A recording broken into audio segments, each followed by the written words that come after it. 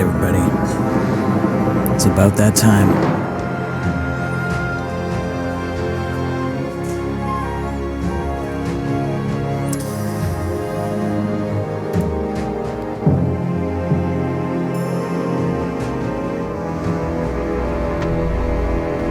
Lord Everett, thank you for the resub, dude.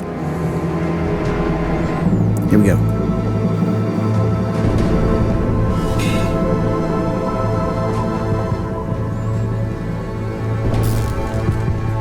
Hey everybody, what's going on? I'm not wearing pants. You're welcome. So yeah, hi everybody, how are you doing today? Good to see you guys. Welcome to the show. I apologize for not being here pretty much at all this week. I've been in a lot of pain, tooth pain, or whatever. We gotta soldier through it. We're gonna make this D&D thing happen. So, that said, this is a D&D stream, so what that means is there are a couple things that aren't going to happen. I'm not going to be doing very many of my channel point redemptions. I've also disabled a bunch of the different noises and bells and whistles and alerts and things like that, so you guys won't be able to see any of that. That's cool, and that's awesome. Thank you for being patient. Thank you, Creeps, for using that lovely, if I do say so myself, that lovely D&D command that I made. I typed it out all by my lonesome. Yeah. So we're gonna play some D&D. How you guys feel about that? You guys cool with it? Too bad, it's happening anyway. I'm already hostile. So yeah. So if I seem a little loopy, a little bit off, it's because I'm high on painkillers and I'm trying not to fall over dead. That sounds so awful. But yeah, I do want to thank you all for being here. Thank you, Karama Ace, for those lovely bitty sprinkles. I do appreciate that, and thank you to Lord Afric as well for that 21-month resub. That's amazing. I am in fact DMing Jaded Knucklehead. Yep, just like last D&D stream. So yeah, we're gonna jump over to the folks, and then we're gonna talk a little bit about Questline and how awesome it is, and if you guys have questions, feel free to talk about it in chat, and we'll do our best to answer them. But for the most part, I won't be able to be as responsive in chat. So please keep that in mind. Just enjoy the story, theorize, talk amongst yourselves, throw popcorn. Mostly at Ace. I hear he likes that kind of thing. Anyway, that said, let's move on over to the other screen.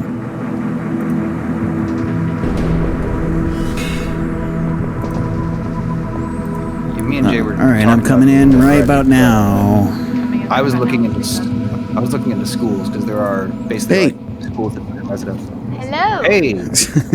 Hello. Hey, what's going on? So, we're here. And we're having a good time, right? Totally fun already? You guys are having fun just sitting there in your seats? I know you're not bored at all. But yeah, we're going to do a quick intro.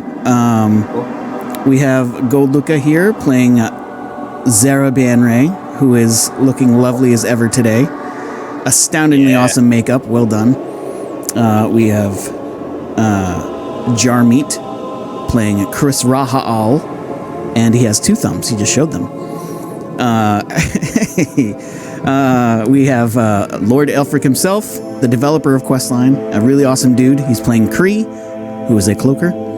And we have the silently clapping but ever tentacled Mr. Fezziwick playing Shalkrekt. He's going to be sponsoring a Mind Flayer dating app coming soon to the internet near you. Jarmeet has so many good names for it. So, I can't remember. Lord Efric, I think you wanted to talk a little bit about Questline and what's going on with it. Shoot, man, go for it. All right. Hi, everybody. I just wanted to let everybody know that you are all welcome to come test out Questline, come to our Discord channel, and see all the latest changes we've made.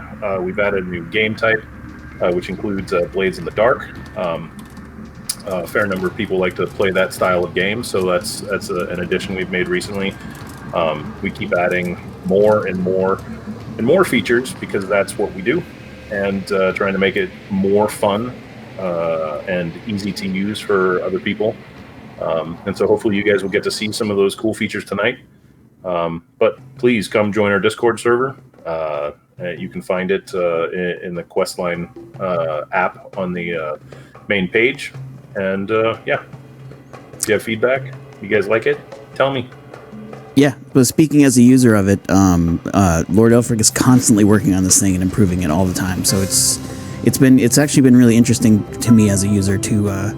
I sound like a drug user. It's interesting to me to see it sort of build itself over time. Well, not build itself, but see it be built from the ground up. It's been awesome. You're just doing a great job with it, I have to say. You rock, dude. Thank you. Yeah, thank you. All right. Okay, so that said, I think we left off in a spot where things were happening and stuff was going on. That sounds like the game, right? Nah. Yeah. Yeah. All right, I wrote up a little tiny recap, and I'm gonna read that to y'all if that's okay. Okay. Good night, everyone. Thank you. Thank you all for being here. Okay, so after much discussion regarding their purpose and role in the fight to come, they move forward to enlist the aid of the elements. On their way, they met Ikkit, Tom, and Kit, the last of a race of mushroom folk who awarded them with gifts from the great tree. In Ikkit, they found something they didn't think they had, something to fight for beyond themselves. This conversation also brought up more questions. Had they done all this already? Were they just retreading the same ground? Armed with this newfound feeling, they ventured forth into the elemental realms where they discovered aspects of both earth and water. Challenged with a riddle and a puzzle, the group plunged forward and found more bodies, exactly the same as their own, but dead of different means and much, much older. They touched their corpses and learned more. God, that sounds gross. They touched their corpses and learned more of who they used to be. They discussed what that means with the respect of the world, with the respect to the world and what it means to them. And now they must head to the realm of fire and air. Does that sound about right? Sounds about right. Okay, sounds about right. Great. So I think we had left off where you had just actually ventured into the place. So I'm going to go ahead and do this. Then I'm going to do this. Or not.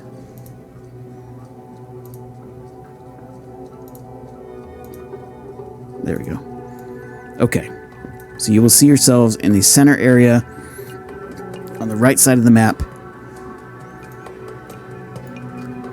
You enter the cavern that you're in from a hole in the ground, right about where this ping is. Okay. And immediately, as soon as you enter this place, the first two things you notice are the heat of the place and how much the air is moving around. It's hot, and it's like mobile. So the air is tolerable because the air is moving, but it's also extremely, extremely hot.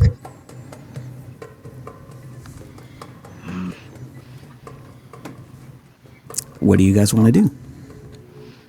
I don't like it here. It is First thing I'm warm. Which way? Wait, there's only one way to go here, right? We're in a There is little only pocket. there is in fact only one way to go. The exit okay. is to the east. About this cavern, it looks blackened, charred, like it might have been part of a magma flow at some point, but it's cooled enough to walk on. Oh wow, cool. Okay. Are there any particular smells or scents that kind of stand out more than others? It smells a little bit like sulfur, a little bit like burnt earth. Like there's just a lot of heat smell. I don't know how to describe it.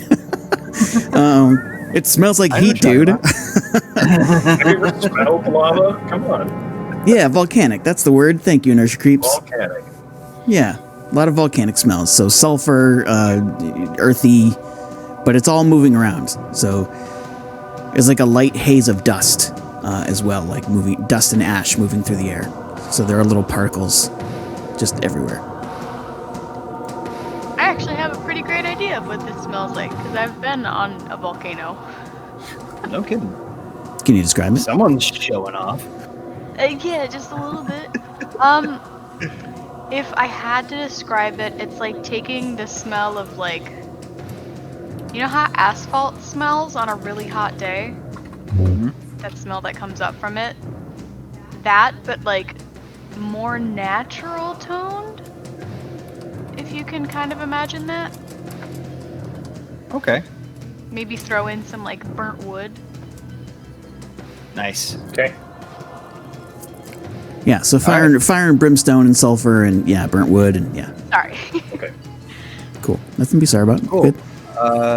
I think that I'm just gonna walk in like I own the place, having discovered more about myself. So Mr. Hall is gonna sit there for a second. I'm gonna look around, shrug, and go, all right. And I'm just gonna head on over and peek my massive dome around these corners. Your massive, not froggy dome. Right. So Not a frog. the first thing you notice here is that you come out of the cavern that looks like it was formed by magma, and there is finished stone in front of you on the floor. So it looks like there was some kind of structure here, and you see across the way, the whatever lava flow there was looked like it kept going to the east and south. Let me open up the map for you. You say lava flow there was. This is what's cooled over. Yeah, so you're in like a cave that apparently had some kind of lava flow through it. Got it. And you think it melted the stone and took it along with it in some kind of flow that has long since cooled. Okay. And it was going off to the east of the south, you said? Yeah, one sec. Let me clear up that room. Nope, wrong thing, Rage Mage. Come on. Come on, buddy, you got this. You can do it. I believe in myself. Because I'm the only one. I'm the only one that's got. believe I can fly. Sounds like we believe in you. I appreciate that. Actually, wait, I can fly. Yeah. I can actually fly. Really, really, I can fly. Not figuratively at all. Okay. And I think that's about what you see. Okay, great. And there you go. So as you peek around to the north, you see crumbled pillars. There's a hole in the floor. It looks like it just crumbled away. And to the south, you see more of that finished stonework with a closed stone door. Do me a favor, give me a perception check, please. I sure will. Where is it? There it is. Is that just for Jeremy? Yes, unless you want to be up there, like, perceiving as well. 14. Okay, that's good enough. So you, the intense heat you feel like it's being swirled around whatever system of passageways there is here, but it's mostly coming from the north, and you can actually hear the sound of wind rushing to the south. All right, so it's hotter that way, but it's windier that way, and there's a door. It looks like this was a real place that got destroyed, like it was built and then messed up.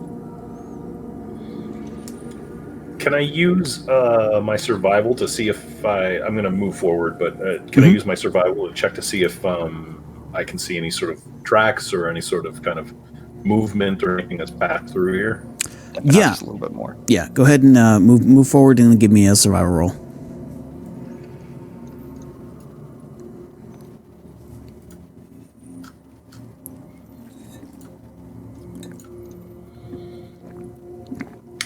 And that was a whopping 9. A big fat 9. All right. So you like sort of flap down closer to the floor to get an idea of what's going on. But it looks like just with the amount of wind and all the movement, like any tracks have since been blown away.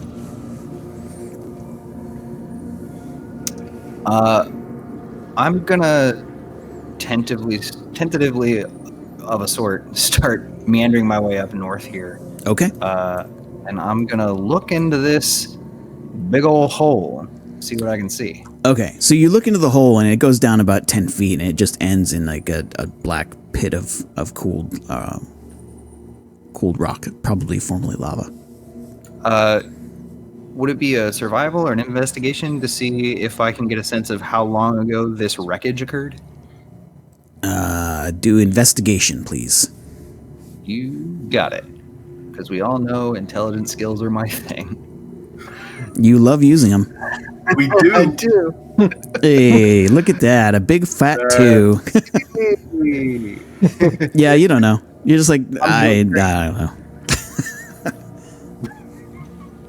So you're saying that the passage is like worked stone? Is there like some sort of architecture, or is it more utilitarian? Give me a history check. I learned history. Yes, I did this game.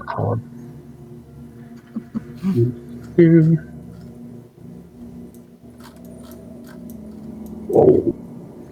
History check of 25. Nice roll, dude. Hey. Okay, so you having recently sort of recovered some aspects of yourself, you're like, okay, let's look at this for a moment. It looks like this was formerly a temple of some kind. Like the way it was built, with the use of pillars and the symmetrical way that a lot of the rooms, or the one room that you've seen, has been constructed. You would guess that it's probably religious in origin, or at least it was a long time ago. Seems to have been some sort of place of worship. Probably Lux, huh?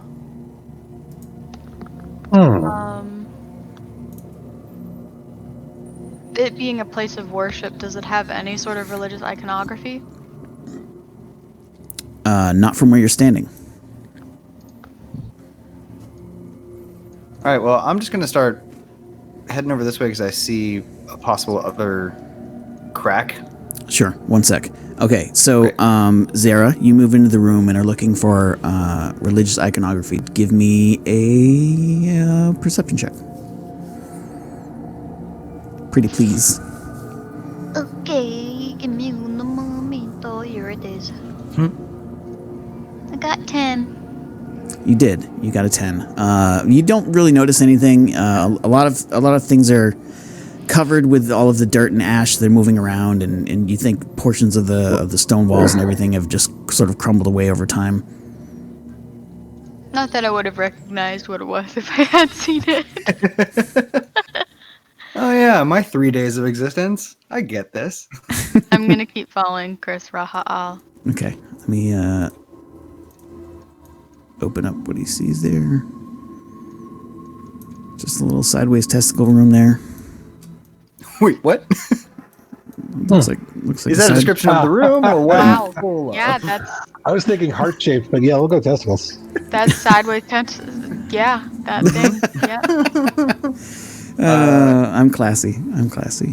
Sponsored by is it- Questline. Oh, I'm sorry. Oh, perfect. This sack room is brought to you by Questline. I'm so sorry, Lord Elvric. Is there anything in this sack room? There is not. Barren then. Okay. Oh, Actually, give me a perception check. That was very funny, by the way. that was All right, perception check. You notice that the soil here is infertile.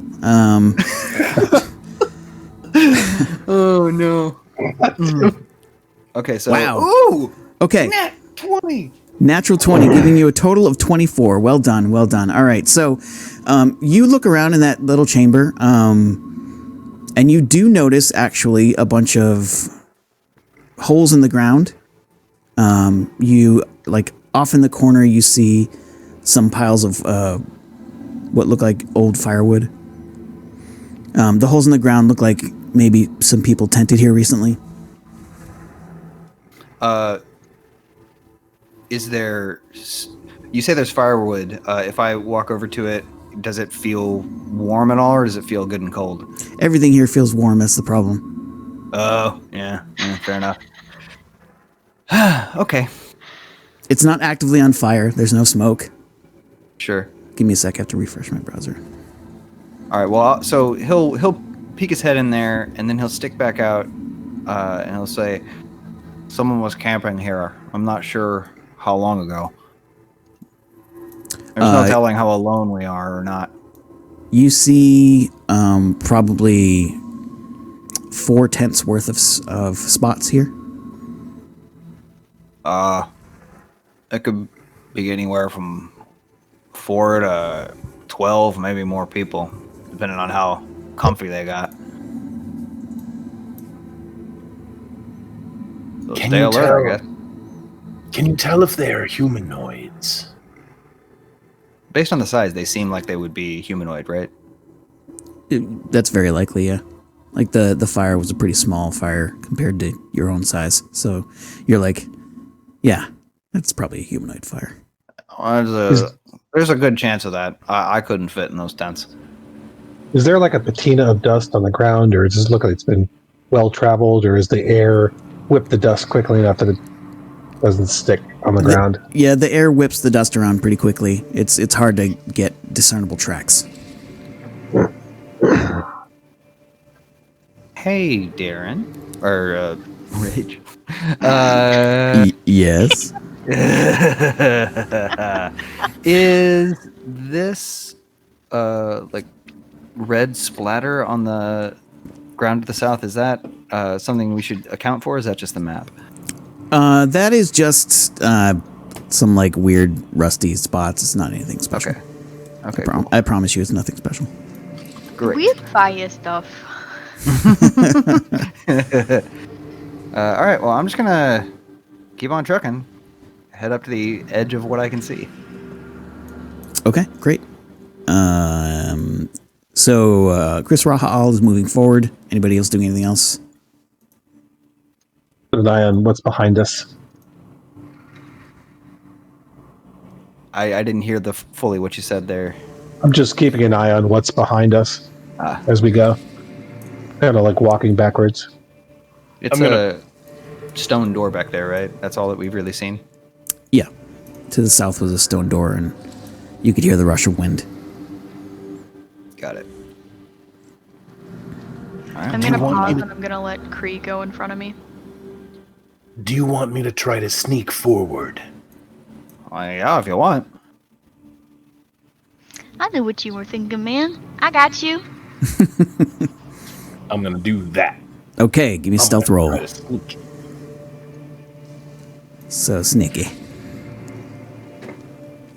What elevation are you flying at, by the way? 10. All right. Sorry. I'm flying probably a little bit closer to the ceiling, I would think. But Okay, I so rolled a 10. so the ceiling in this area, the area that you're in, and I forgot to describe that earlier. The ceiling in here goes up about 20 feet. Okay. So it's a vaulted chamber, and you can actually, as you get close to the ceiling, you see that the walls actually curve up to a point to make the ceiling. Oh. Okay. Sort of like a cathedral ceiling. Right. All right, let me clear out the map there.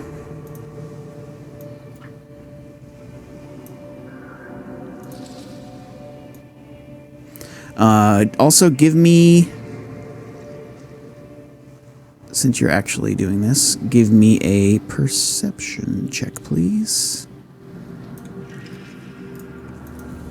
That would be a 16. Nice, great Yeah. check.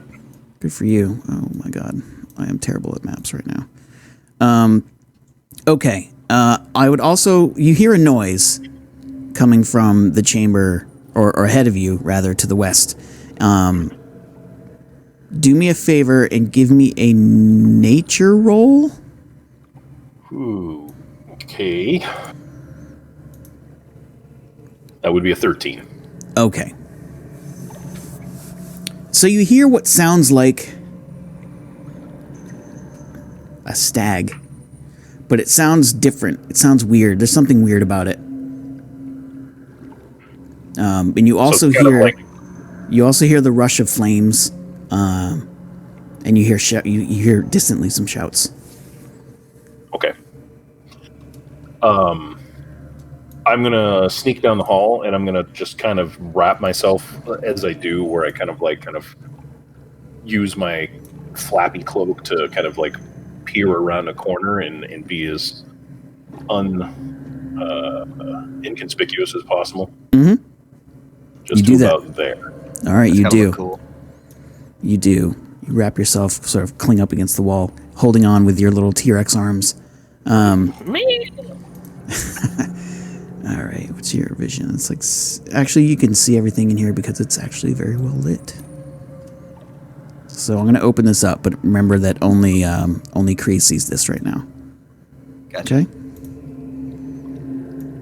The other question I have is, because the map appears to be getting brighter, is there light in Yes. here that's kind of making me sensitive to the light? Yep. Okay. That is actually a thing.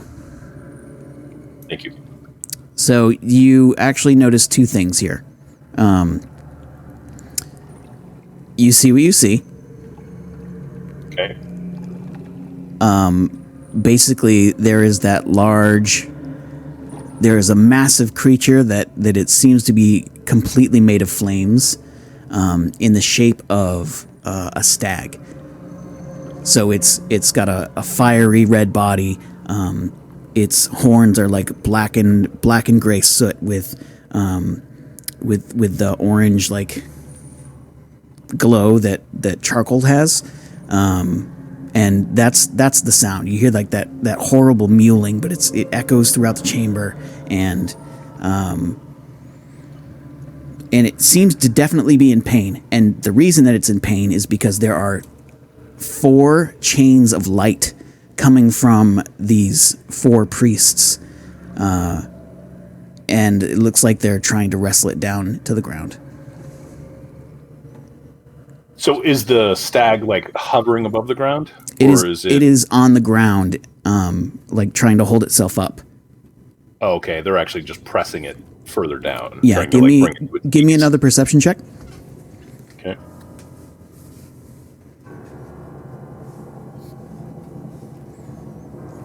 That is a whopping 3. That is a 3, and that is unfortunate. All right, continue as you would. Okay. I quickly float back and say, there are dwellers from the surface here. They are chaining a creature of fire. They seem to be trying to do something to it. I think we should go quickly. Are they dressed similarly to the humans we fought before? Yes, the Luxas. Oh yeah, they're dead. I'm just gonna start. How many of them are there? How many of them are there? There appeared to be 6 from what I could see.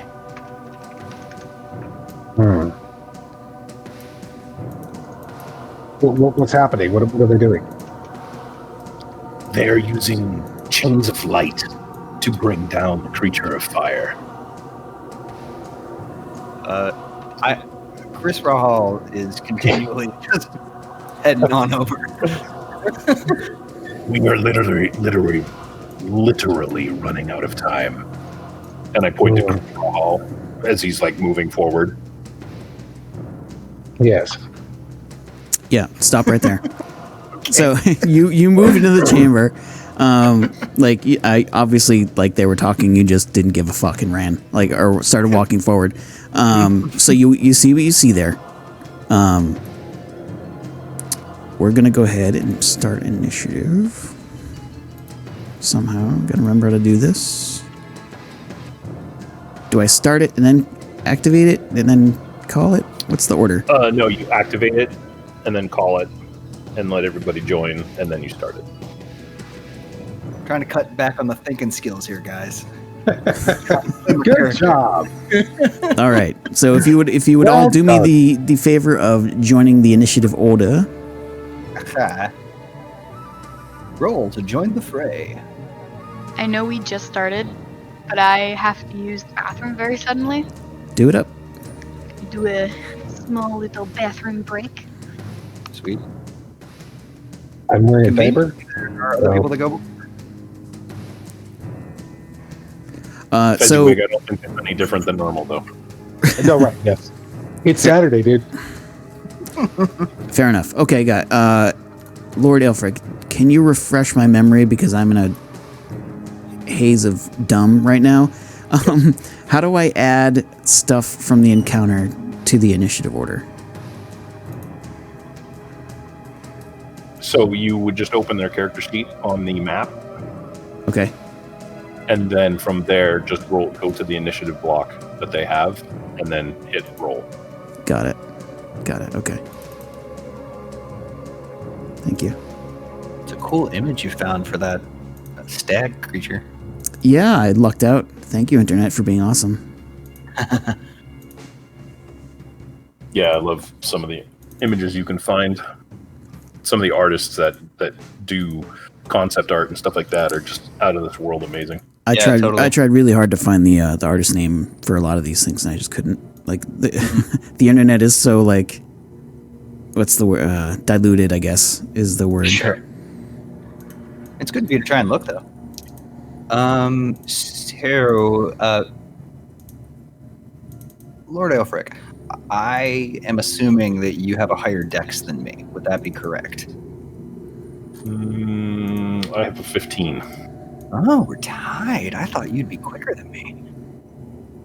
Well, since you're, I guess, first in the actual order on the listing here, I would be happy to give it to you. Yeah, that's fine. Oops, I didn't mean to do that. Shit. Everything's ruined. There you go. Everyone, you're fine. Pull out! I mean, usually. Anyway, so I think it's Bear gonna. what? We're talking about bear. It's gonna be a bit until we get to Gold Luca anyway. I think, or maybe she hasn't rolled yet. Yes, no, she rolled. She is third from last. Okay, great. There's actually a cool way for me to check that. You can actually look at the order in the encounter builder, which is pretty great. Oh, yeah. You Oh, the can't. slide bar. You can't, but I can. Oh, I see what you're saying now. Yeah, it's the GM tools. Cool. All right. So, Chris Rahaal's entrance is not stealthy. He just walks in like, "Hey, this is my place. I own it." And you hear a shout from the southwest. Hey, everyone on alert. Obviously you don't understand that, but that's what they say. And this guy moves.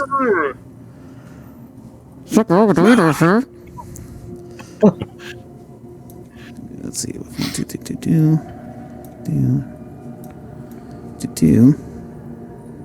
And that's all he can do, and that's going to be the end of his turn. Chris Rahaal. Cool. Carol, first thing I'm wondering about is how deep is each level of this pit that seems to be descending? It's about 5 feet Per level or like per level. total? Okay, per level. Got it. So Great. It's That's nothing to me. I'm humongous. Say it again. It's difficult terrain for us to like go down to the next stage if we want to go that way. Nope. No, it really isn't. Like you can sort of slide down. It's really not. It's not tough at all. It's not going to hinder you at all. Coming up may be different, but not for you, obviously, because you fly. Yeah. It's so Sorry. hard to remember that I'm second, humongous. So to catch Golduka up, basically, Chris Rahal walked on in like he do, and one of the guards to the southwest noticed, and combat started, and a guy moved, and now it's Chris Rahaal's turn. Cool. 1, 2, 3, 4, 5, 6. Should take me right about there. That's as far as I'm going to be able to move right now. So I am going to hurl a fireball at this fella right here. I can't ping, can I? I thought I could. You can just hold the button down. You have to. It's about a 2-second hold, so you got to be patient. Yeah, I was not patient. I'm in character. Okay. Fair enough. So here we go. I am going to hurl flame at that fella. All right. So 23.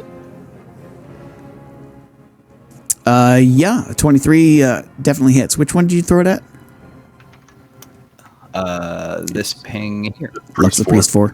So yeah, I'm gonna take this big staff I've got, and it's an innate ability. So I think it's just gonna leap from my hand up down the length of the staff, and I'm just gonna hurl a big bolt of flame at this guy. You got it. I think you can do 2 of those, right? With multi-attack, I think I do either multi-attack or I do a hurl flame.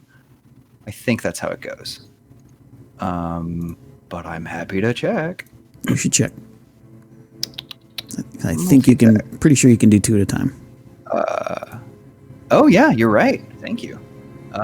Cool. So I will do it again. I built this fucker. I should know. It was for naught. I rolled an 8. Unless he's really bad. Okay, so your 23 hits, and the priest, concentrating very much on the spells he's maintaining, winces. What damage do you do? Let's find out. 3d6 fire damage. Here we go. 14 fire. Yeah, that didn't suck. And he's just gotta take it if he wants that spell going, I'm guessing. Well, yeah, he's gonna make a roll. I feel like he doesn't have a choice about taking it. Yeah, I mean, maybe he would run. I think he might just stand there. Okay, so he fails his concentration check, and he loses the spell he's working on. So one of the tendrils goes down. Nice. So yeah, Chris Rahal runs in or walks in. They sound the alarm, and he just goes, and here we are. One tendril down. I don't think I can do anything else, so that's gonna be my turn. Okay, great. Make sure you hit that check button on the right side of the encounter area. Forgot about the check button. And I would be Kree. so scared. So yeah, the fiery thing, you assume it's an elemental at this point, so I'm just going to call it that. Yeah. I'm going. Oh, Jesus Christ! The fiery thing in the middle of the room feels one of the light tendrils release, and this is one of the ones that was on its horn. And you hear like this massively loud cry of relief. And Cool. that's all I wanted to give for that little description. Kree, what are you doing? So I am going to. I guess I'm just going to move. Good. So I'm going to move down to here. Is that and that's a double move. Yeah, is that the Paradise City where the grass is green and the girls are? And Nope. And the cloakers are pretty. And the cloakers in the. What's your altitude right now? So I am 15. Okay. Well, I'm 3 squares up. So. Sure. No worries. Let's go ahead and set that. But I am already did. Okay, great. So I moved 12, but I fly at 40, so I actually get to move 4 more squares. give me a perception check as you fly by. Pretty please. Ooh. Okay. Look at you noticing stuff. Nope. No. Oh, Or no. He Oh, so- you had to Rolled a say something, three. Starmeat. Oh, Kree rolled a 3. 3 in the 3. Oh, no. All right, so you fly over to that soldier, and the soldier, just sort of expecting one thing, is suddenly like, whoa, as you're like this massive cloak thing flying at it. Yeah, that's it. Yeah. I'm trying to stay essentially out of his range for the moment. No problem. Anything else? No, that would be it for me. I should hit the check mark. There you go, buddy. Cool. All right. Okay, so this soldier, seeing a pair of foes have entered the room, he pulls out a bow and fires it at Kree.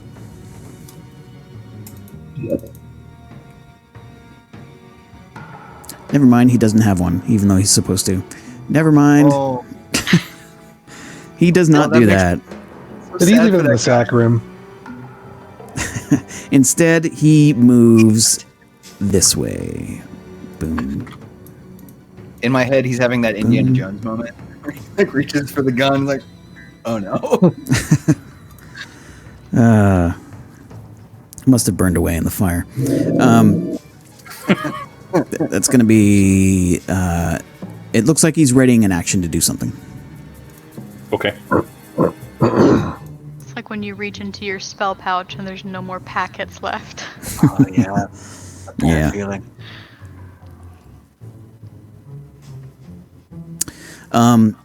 Okay, so the priest here maintains concentration on their spell.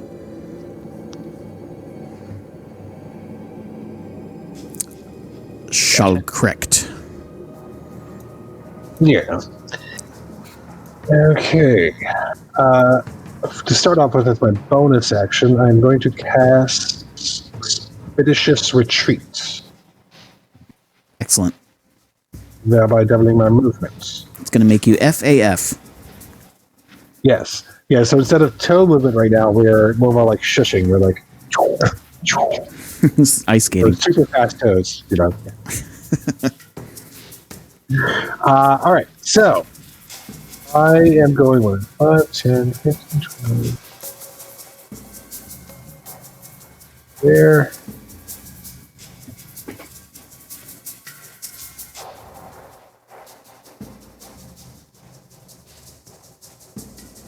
Okay, sorry. Yeah, so I'm just speeding up very quick, as quickly as I can. And it's kind of, I like the visual on it here because he's not really making you're not getting the head up and down like head bob kind of thing. He's just like kind of like gliding into the room. I am going to ready my action. I'm just going to keep a good scan on the room. If I see, if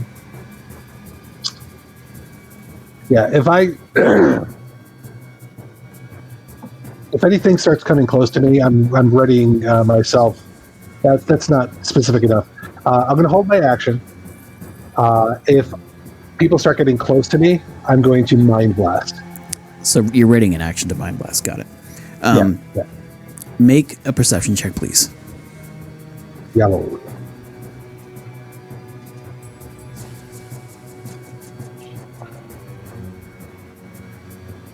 Okay. Oh, I don't know if our 7 is going to... 7 ain't gonna do it. Yeah, like my tentacles got blown up into my eyes. I couldn't see anything. Right. I mean, you're just so fast. Yeah. Yeah. All right. So, a question for you: when you were moving in that speedy state, is it arms back and floating forward, or is it like arms forward and floating forward? I'm honestly with him. It's more like arms folded. Oh, so like you're Magneto. All right. Nice. Go, Luca. You're getting a lot of compliments on your face. Tentacles flowing in the wind. Thank you for compliments on my face.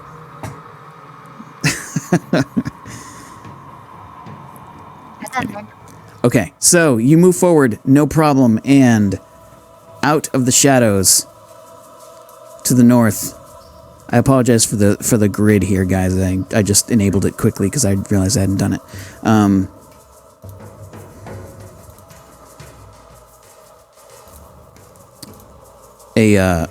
An agent pops around from around the stone there and attacks you.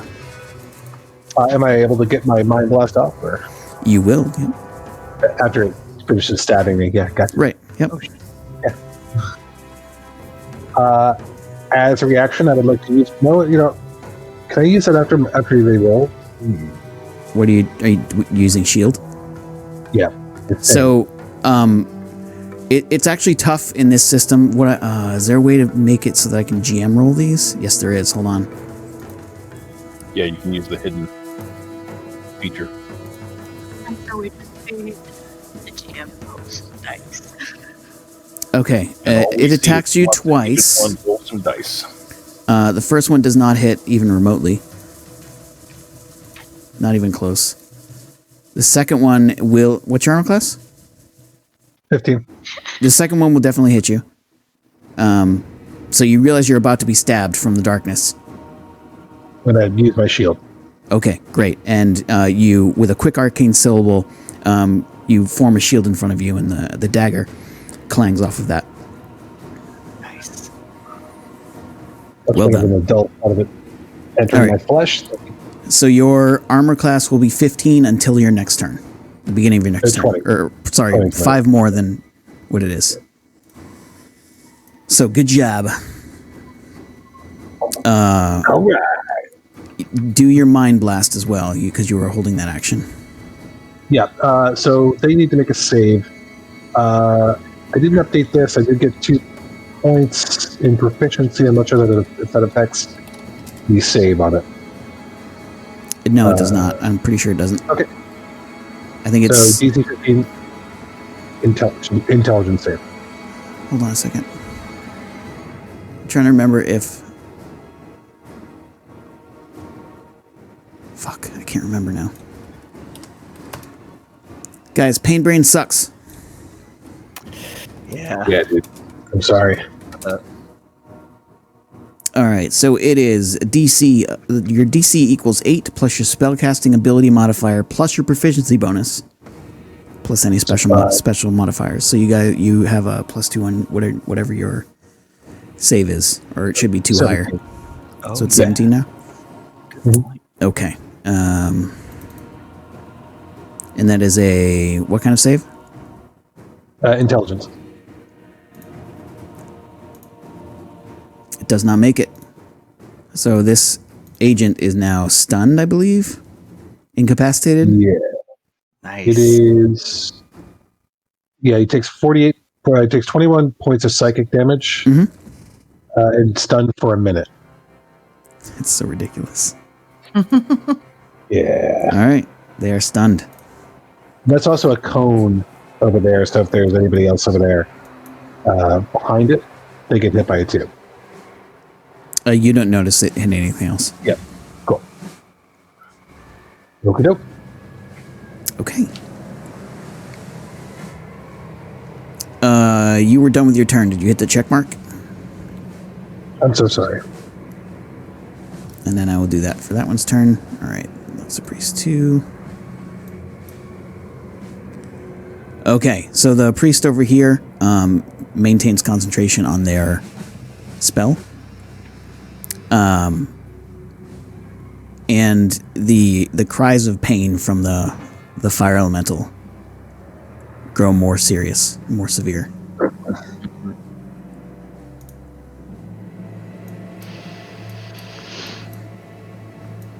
Rage, can I say something? You can.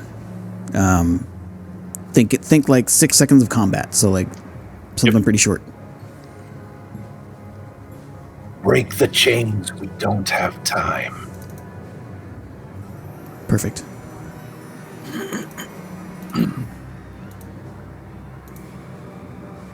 So, to the south of you, shall correct.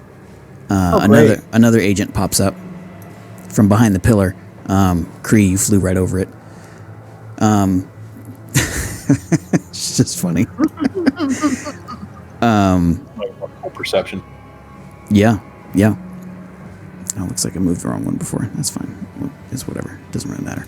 Okay, so this one is going to attack you. Cool. Super cool.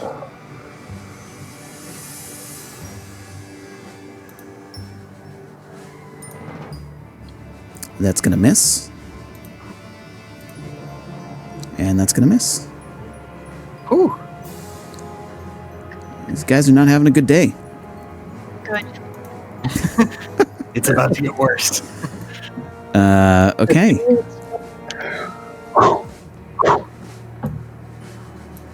I'm the tank of the group. Yeah, I got it. You are not wielding any obvious weapons, correct? Shall correct? Nope. Okay. Then the agent, thinking it has a handle on the situation, will stay where it is. Awesome. Even it does not know the spidery doom. Okay. Zara, it is your turn. I got something for you. Question. Yes. Which priest was the one that Chris hit and broke the concentration of? That is priest 4. I'll ping it right now. Cool. Good to know. I'm gonna move. And ask, let's see the plan.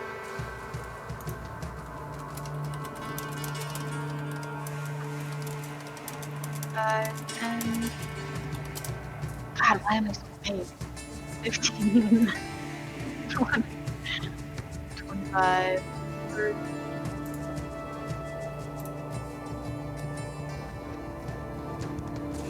Was I able to hear Cree call that out? Yeah. Yeah, you all hear it. Everyone in the room heard it. You don't think anyone else understood it. Can you remind me what the hive connection thing is? Do we think at each other more often than shout now? That's up to you guys. That is an option if you are within, I think it was, 30 feet? 30 feet. Okay. Yeah. Okay, cool. Yeah, what I said would have been just out loud and probably undercommon, what everybody else can speak. Yeah.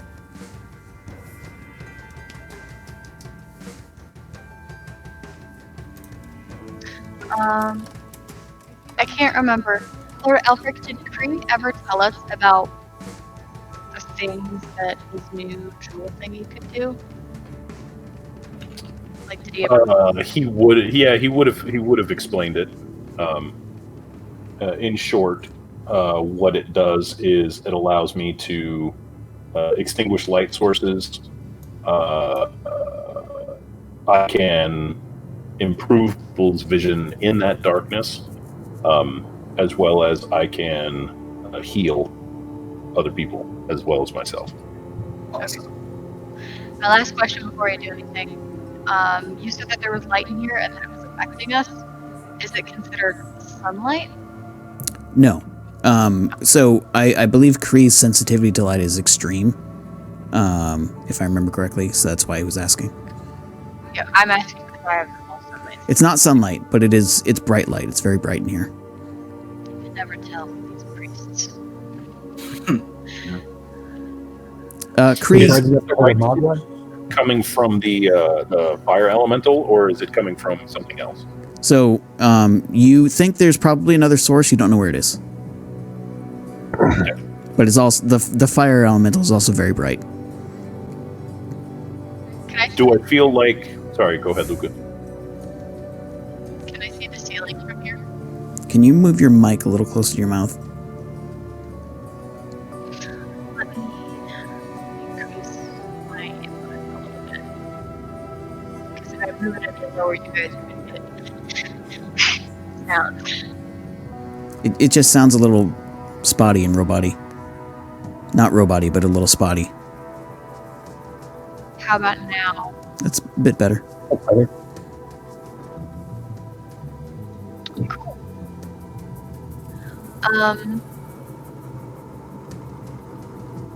I asked, can I see the ceiling from where I am? You can see the ceiling from where you are. The ceiling in the center of the room goes up about, at its highest point, from the middle of center of the chamber to the top. It's actually about 100 foot of a drop. So this is basically like a gigantic sort of cathedral dome.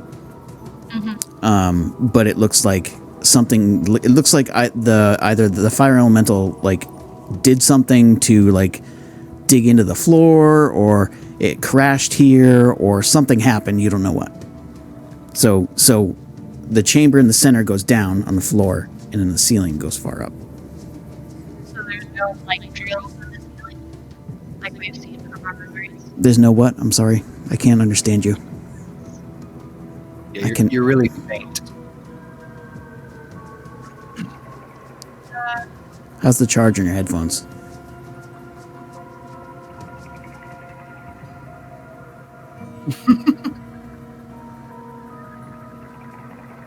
All a part of the costume. I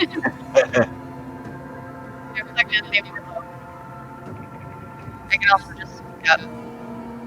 Please do. I was asking if there were any drills of light like we've seen from my memories in the ceiling. From where you are, so her question was, does she see any drills of lights, like the crystals that were mentioned in previous episodes? From where you are, you can't really tell. You can't see any. Give me a perception check, please.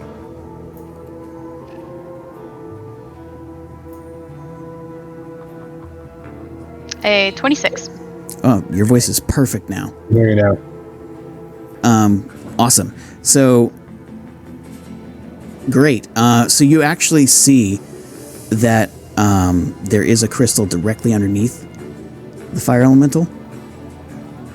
Underneath the fire elemental? Yeah, and it looks like they're trying to pull it down into it. Oh. Freaking ghostbusting it. Fucking dicks.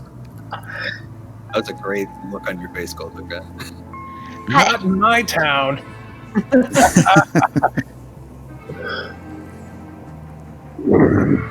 Okay.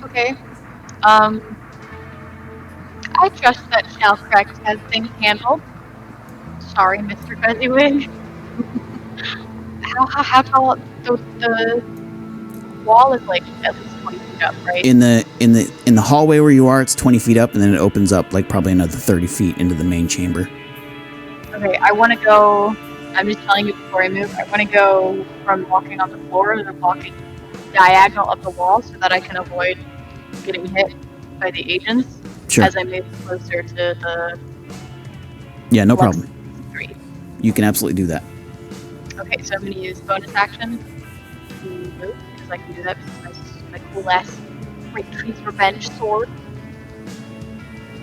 Yeah.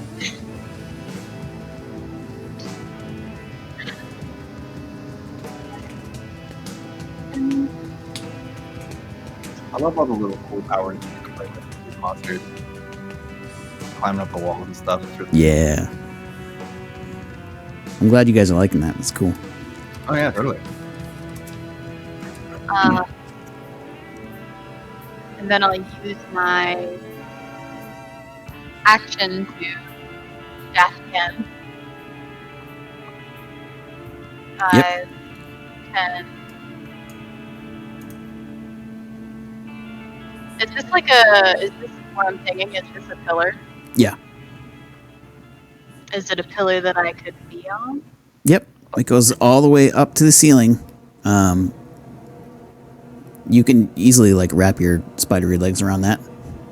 I would like to do that, please. No problem. How much does that cost? No problem at all. Easy for you. Cool. So I'll be like 10. I think I have enough movement to go 10 feet up it. Yeah.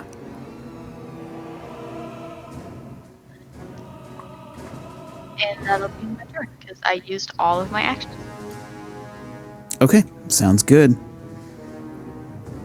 All right. That's number 1. Number 1 maintains their concentration and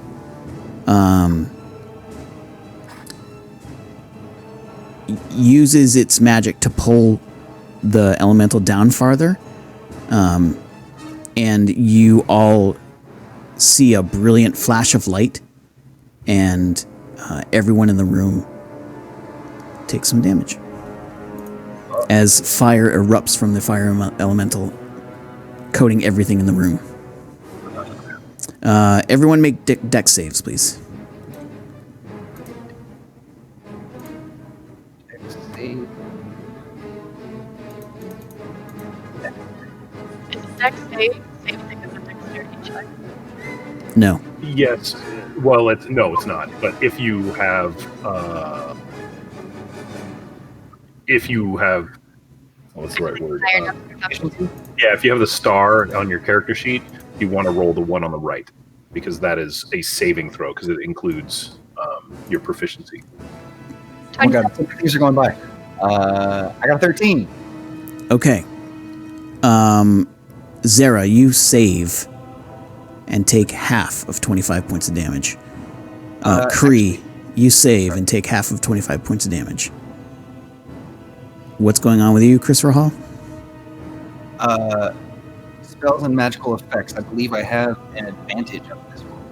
You do. Yep. Awesome. Let's see if it helps. It does. You take half damage. So that'll be 13.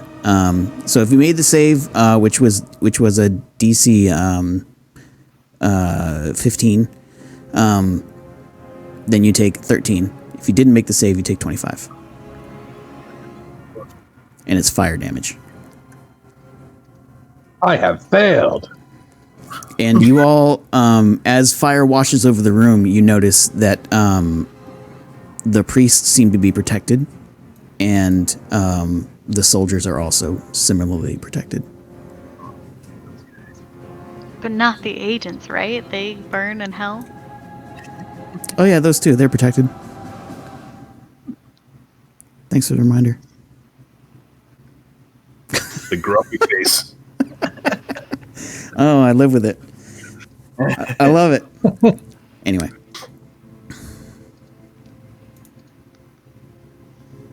Okay, that's the round one of those. Okay, the priest that has been interrupted seeks to reestablish her connection. So she's going to do that with this. And she does. She casts a spell on the fire elemental, and another chain of light whips around and snags the elemental's horn.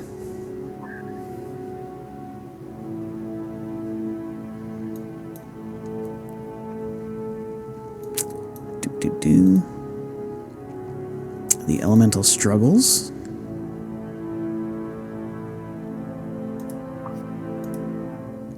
Weakly. And cannot do anything else.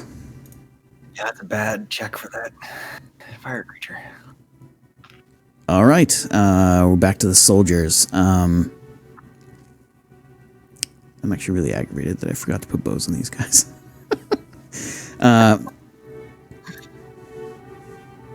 They had to use them for the tentpoles. Kree, you're still up in the air like 15 feet, right? Yes. Okay. All right. So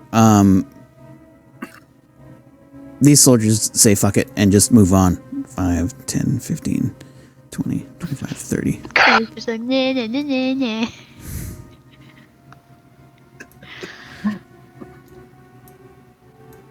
And then they move here. Why am I moving both? I don't know. That's cheating. It's cheating, Rage Mage. Sorry. I'm so sorry. I'm the cheatiest cheater. Chris Raha'al, one of the soldiers runs up to you, great sword drawn, but can't do much for you or against you right now, and it is now your turn. Okay. Well, seeing what's going on here, I think he's going to have to get an attack of opportunity on me in a second. So I've just had this wash of fire come over me, and slowly the skin starts to knit back together as I regenerate for the first time in the game, I think. So I get 10 hit points back. Mm-hmm. And I'm going to just charge right at this guy. And because I'm going to want to get a little further than that, hopefully afterwards. I think I can get that far. Mm-hmm. So I believe that fella gets an attack of opportunity on me. He does.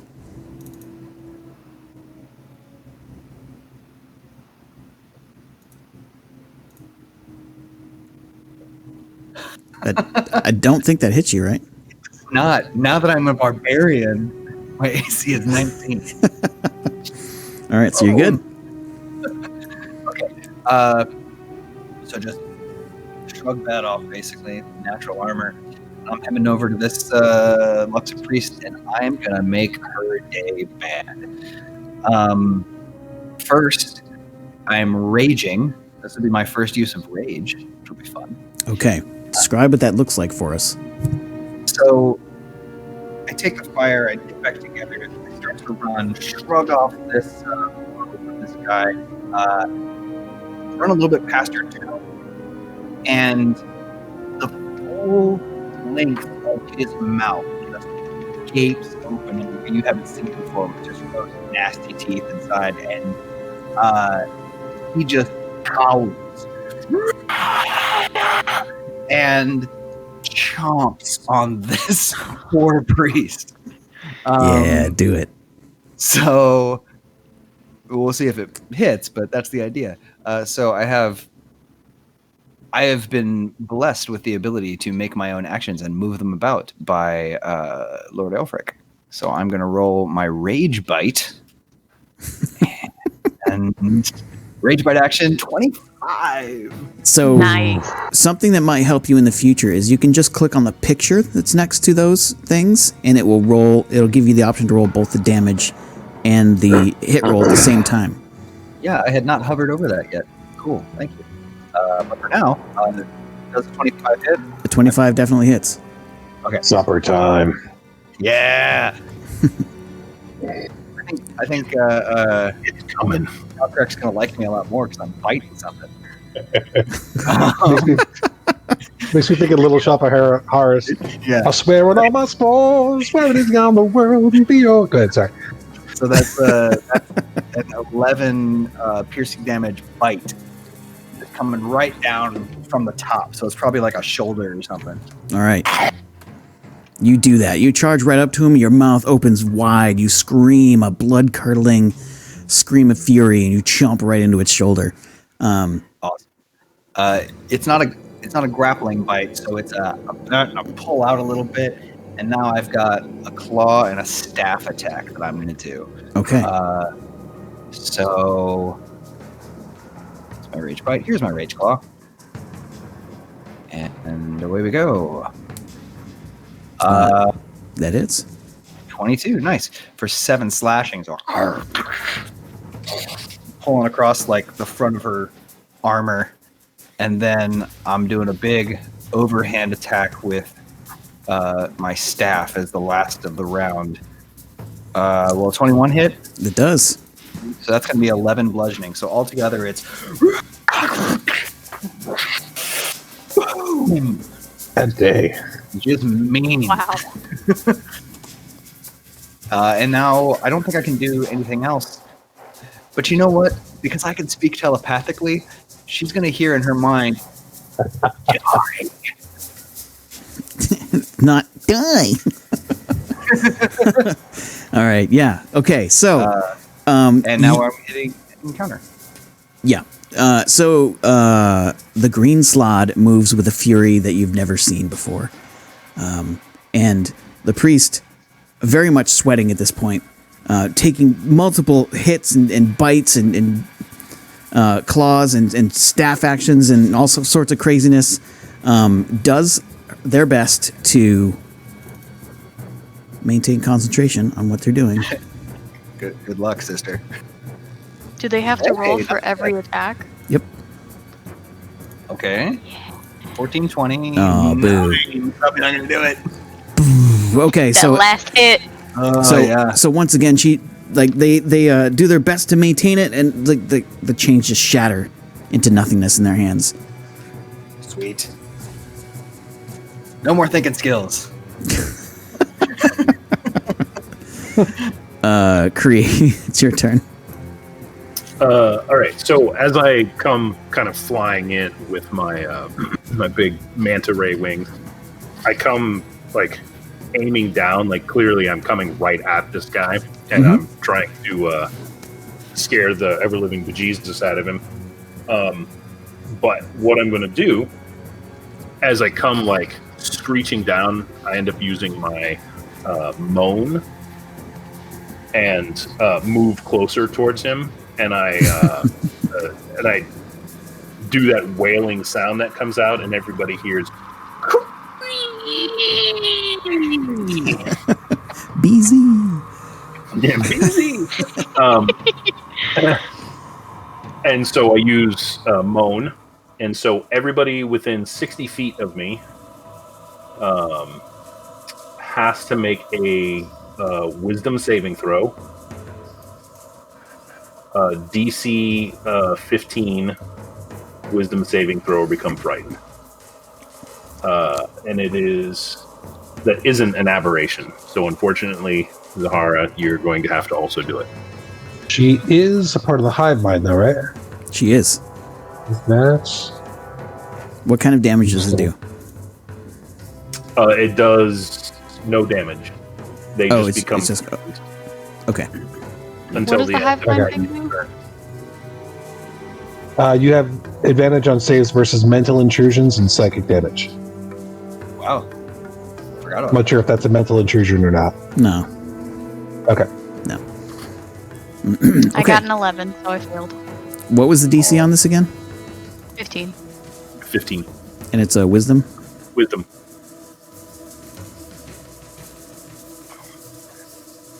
And it makes them frightened? Yes. Okay, so this person is stunned and frightened. Great.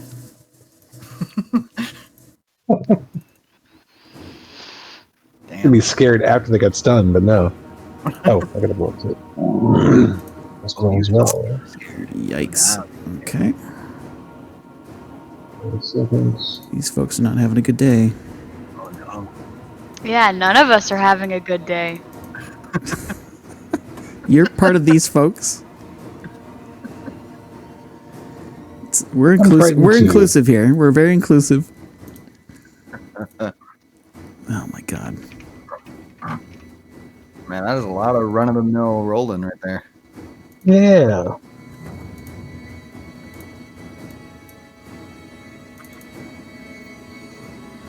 Mind flares are aberrations, so you don't have to roll.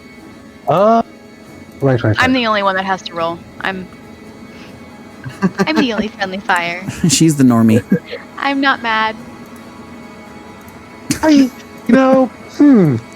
The woman with the spider face is our normal person. She's just disappointed. Oh. Oh my god. Wow. Here we go. Damn, Gree. Freaking Black Manta Ray Moan here. This is great. That's Quite As much shit as literally- I'm giving you is a good call.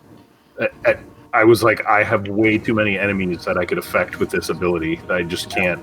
There's no way That's I should. Executive decision. I respect that. what the Lord Elfric, Yes. while he's rolling all of that, is there a way to check ranges in this system? Yeah, so the easiest way to do it is just simply drag your token over the place that you want to look for. It'll give you a measurement there. There will be something added soon to actually have a measurement tool, so it's easier to do. And it does it via squares instead of feet, which Right Well, now, it's square. give me a sec. I'm actually changing that right now. I was just like, wait a minute. Yeah, you can change that in the map settings. It's There, so entirely up- it should be 1 unit equals 5, and suffix is feet. okay, yeah, there it is. That's my bad. That was a map setting that I messed up. No, it can work either way. I think it's a taste thing. But that's Yeah, nice. some people prefer squares, some people prefer feet. It's up to whatever. But my immersion.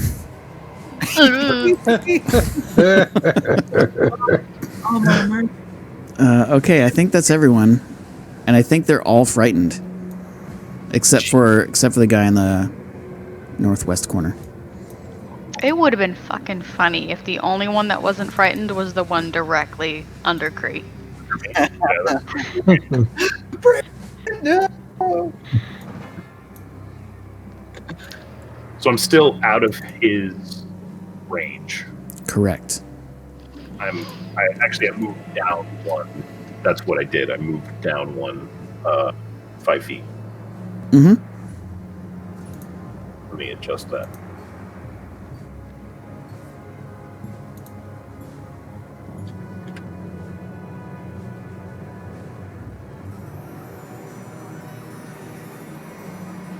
There you go. Perfect. All right, so you are up in the air, 10 feet. Got a cool little elevation notification there. Cool.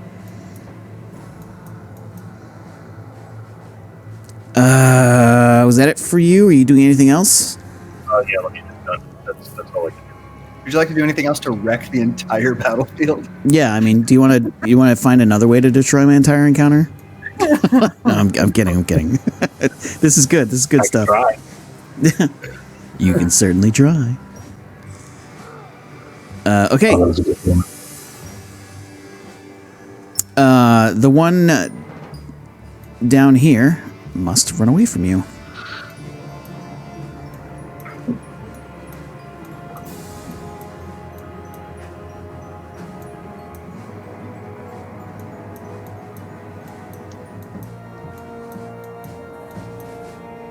Oh, too far.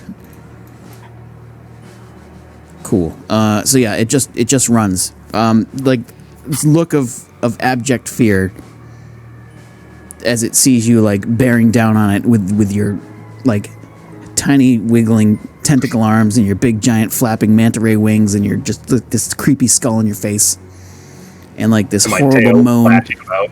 and your horrible moan escaping like the holes in the back of your on your back. Yeah, it's nasty. And it runs.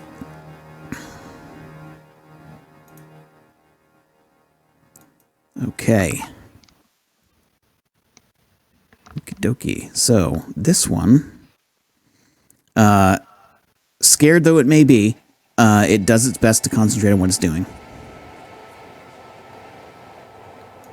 It is uninterrupted otherwise, hasn't taken any damage. Yep, okay. Shall correct. Okay, first I'm going to check to see if I get my Blade Blast back. I do not. That changes what I'm going to do.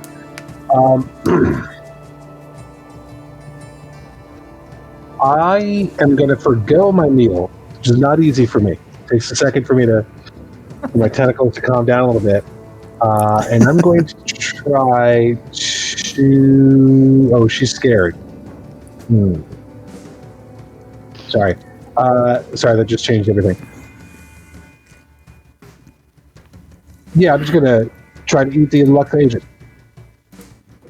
I'm going to tentacle... No, I'm not. I'm sorry. I am sorry.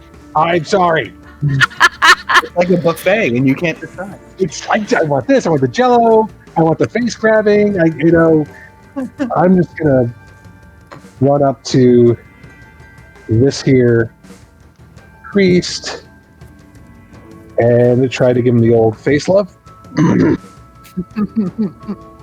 Again, like just arms folded, whipping straight towards him, probably taking the attack of opportunity as I run away. So And that's a lot of movement. Yeah, the experience retreat. Oh, that's right. I forgot about that. You're cool. Yeah.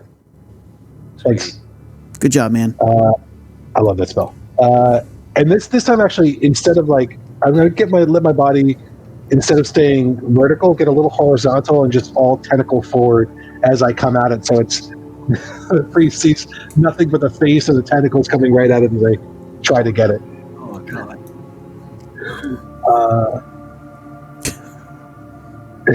Zara, give me a perception check because this is funny.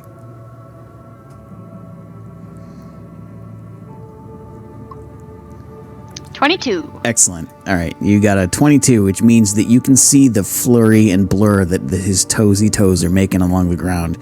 And they're actually kicking up like this little tiny rooster tail of dust. Toe tails. Like fucking Roadrunner. All right, let's do it. Tentacle torpedo. 24. Nice. Very nice. That hits. All right. I did not give damage. Okay, let's damage.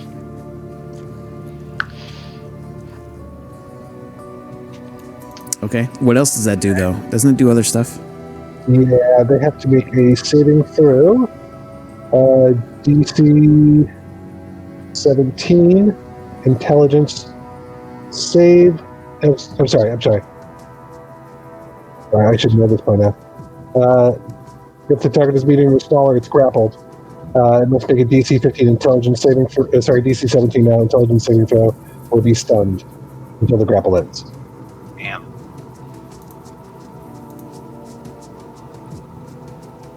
Okay. Looks like they're good. Okay. And they take 6 psychic damage. Yes, they have taken that damage. As you try to... it's concentrating on its spell. You try to, like, wrap your tentacles around its face. And she just moves around enough to keep it off. Well, I think the grapple's there. She just doesn't get stunned. Probably. If I'm wrong. No, you're probably right. Give me a second. I'm going to reread that if you don't mind. Go for it. In the meantime, Shellcrack, can you show us with the camera what that poor person saw? I say it again. That's what you were saying. I just wanted to see you perform the tentacle process. Oh, it's Jarmeet, are you using your phone for audio again? No, I'm not. Okay. Because it's cutting out a lot. It's because I was distant from it. Okay, no worries. I just wanted to know. So, okay. Boom, boom, boom, boom, boom, boom, boom, boom, boom, boom, boom, boom. So you hit. It is grappled.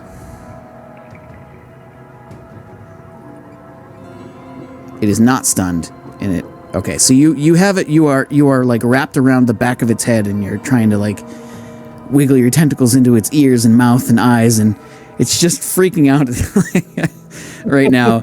As all this like they thought they were doing fine, you know, doing their awful holy work, and then you just come up and invade their face.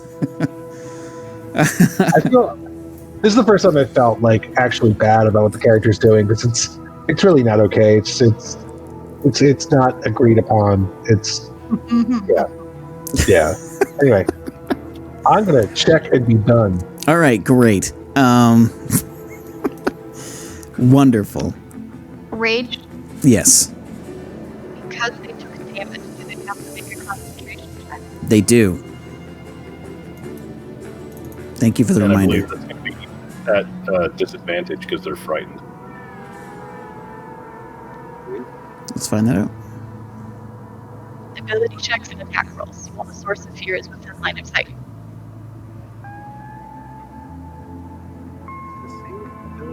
Concentration. Yeah, it's an ability check. It's basically a constitution check.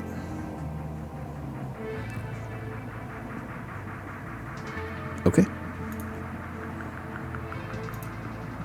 My plan. Nice. All right. So amid all that struggle, being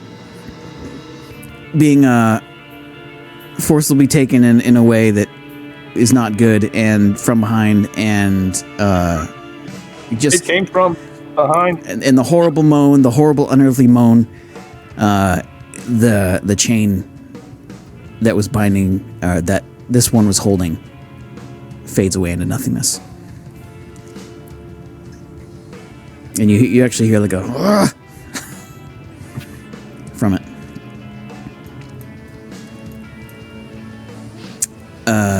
Okay, this one. Let's see which. Let me look at the page of effects that are probably affecting this one now. Okay, just scared to death.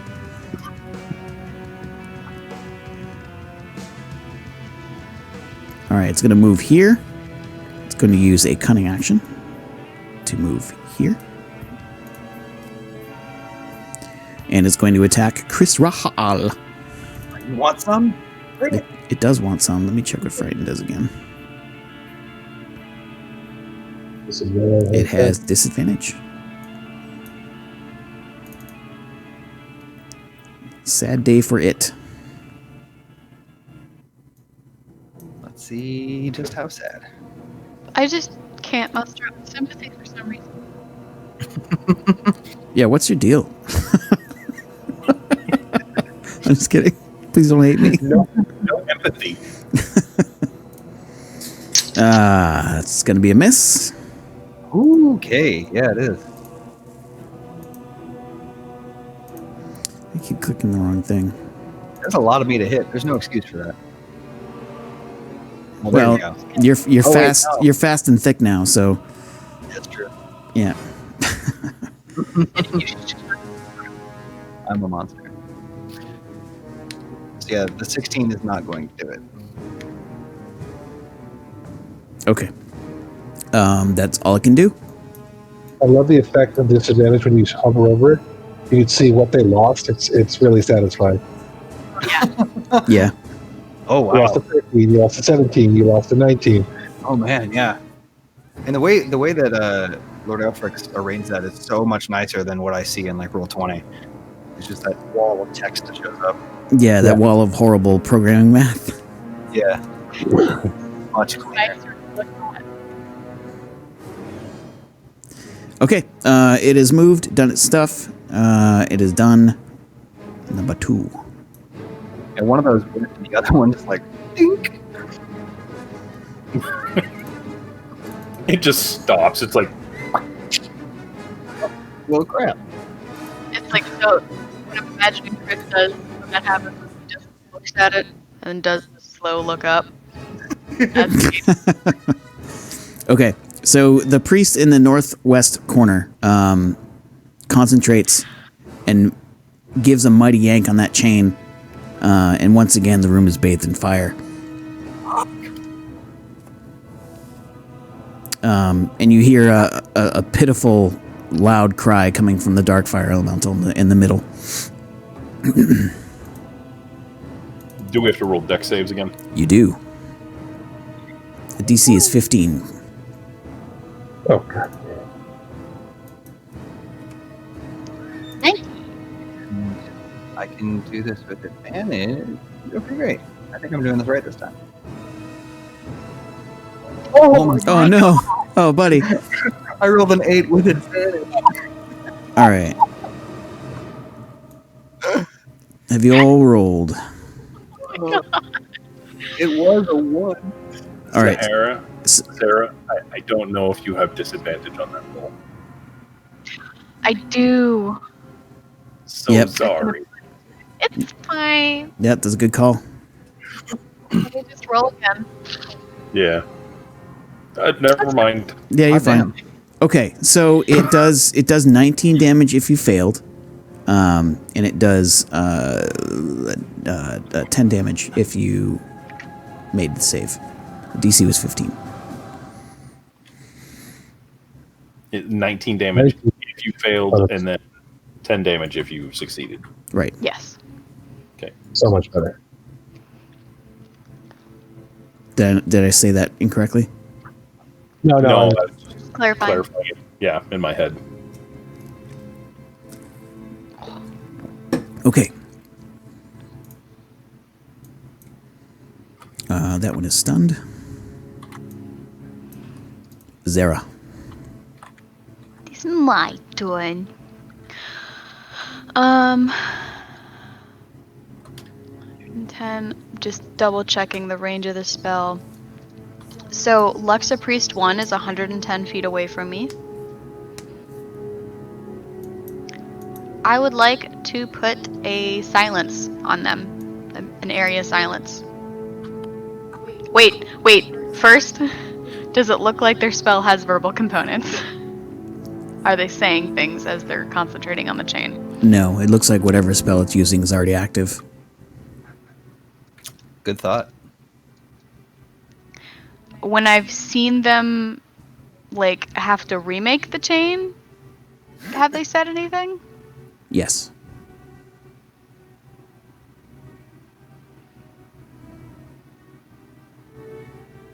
Okay.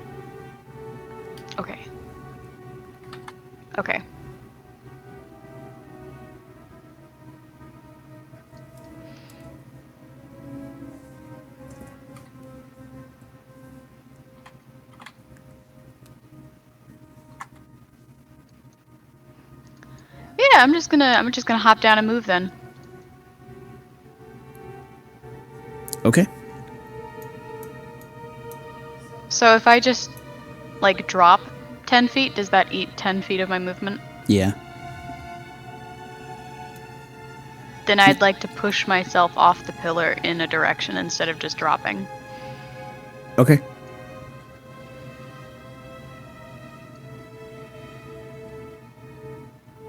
So 5, 10, 15, 20, 25, 30. I'm going to use cunning action dash. Mm-hmm. 5, 10. So that ledge is only like 5 feet down. It's pretty easy for you if you want to just go down and around it, just letting you know. Okay. 15. Nope. 15. 20. 25. 30. Gonna use my action to dash. Mm-hmm. 5, 10, 15, 20, 25, 30. I'm still technically in his threat range, right? Yep, you're good. Cool. I think that's literally everything I can do. Good God, you're speedy. I'm a spider. I got that spider speed now. Just the way they just crawl across everything so fast with all those legs. Yep. Yeah. So, While I throw my slipper at them. Zara drops down off the pillar and is almost like a blur of movement as she dashes and skittering across the battlefield. That it for you? Yeah, I don't think I have anything that's like back. So. Okay. I am gonna I'm not doing this quietly, and I'm looking glaring daggers at the Luxa Priest, almost as if I'm doing everything I can to completely ignore Creed's existence for the moment. Almost. So that he's not in my line of sight. Almost. How long does Frighten last? In this case, it will last until the end of my next turn. Okay. So the next time you go, it should be gone. Okay. This one again tries to maintain that concentration. Keeps the spell, but doesn't cause any adverse effects. And it actually moves a little bit. What, you scared, little baby? Can't imagine why. Okay, so next is another priest. Talking shit is gonna get you in so much trouble.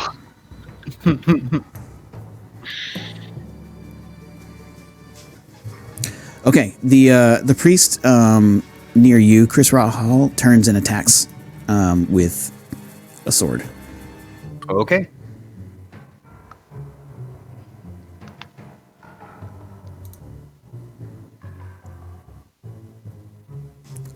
This one is frightened, so it's going to be a disadvantage. Yay. Oh, damn. All right, it's... Yep. All right. Double 19s is what they rolled. Nice. So it slashes you for 5 damage. Okay. And then it shouts out something in a language you don't understand. And uses an ability called Divine Order. And the agent on your other side attacks as well. Oh, these. Nice. For note, while raging, I have resistance to slashing and bludgeoning and piercing. So Yep, that means you take half. am I rounding down or up? You always round up. Okay. For damage, anyway. Sure. It misses, though. Okay. It being frightened as well. You guys are, So yeah, you guys are so lucky. Oh my god. It was such a good move. It's only 3 hit points, so it's gonna like flash across me, and I'll just Nice. be all ugly and mean about it. Except it, the face you made has like 1,000 more teeth. Yeah.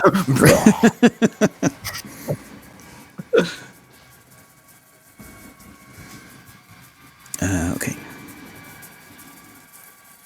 The elemental struggles. Does not break out. There is a soldier. Oh, no, didn't mean to do that. Where is this dude? Right, he ran this way.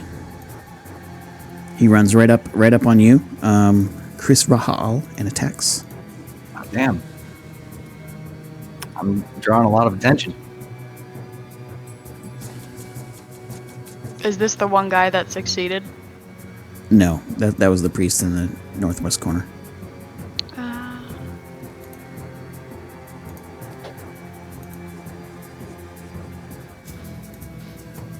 That's going to be a miss. All right. 13 is going to be a miss, and a 14 is going to be a miss. So it runs up to attack you, and you can tell that its concentration is not really on you. Like, it just keeps looking over its shoulder at where Kree is, but knows it needs to do something. And that's it. They can just still hear the kind of like echo of the I love it. All right. Chris Rahal, it's your turn.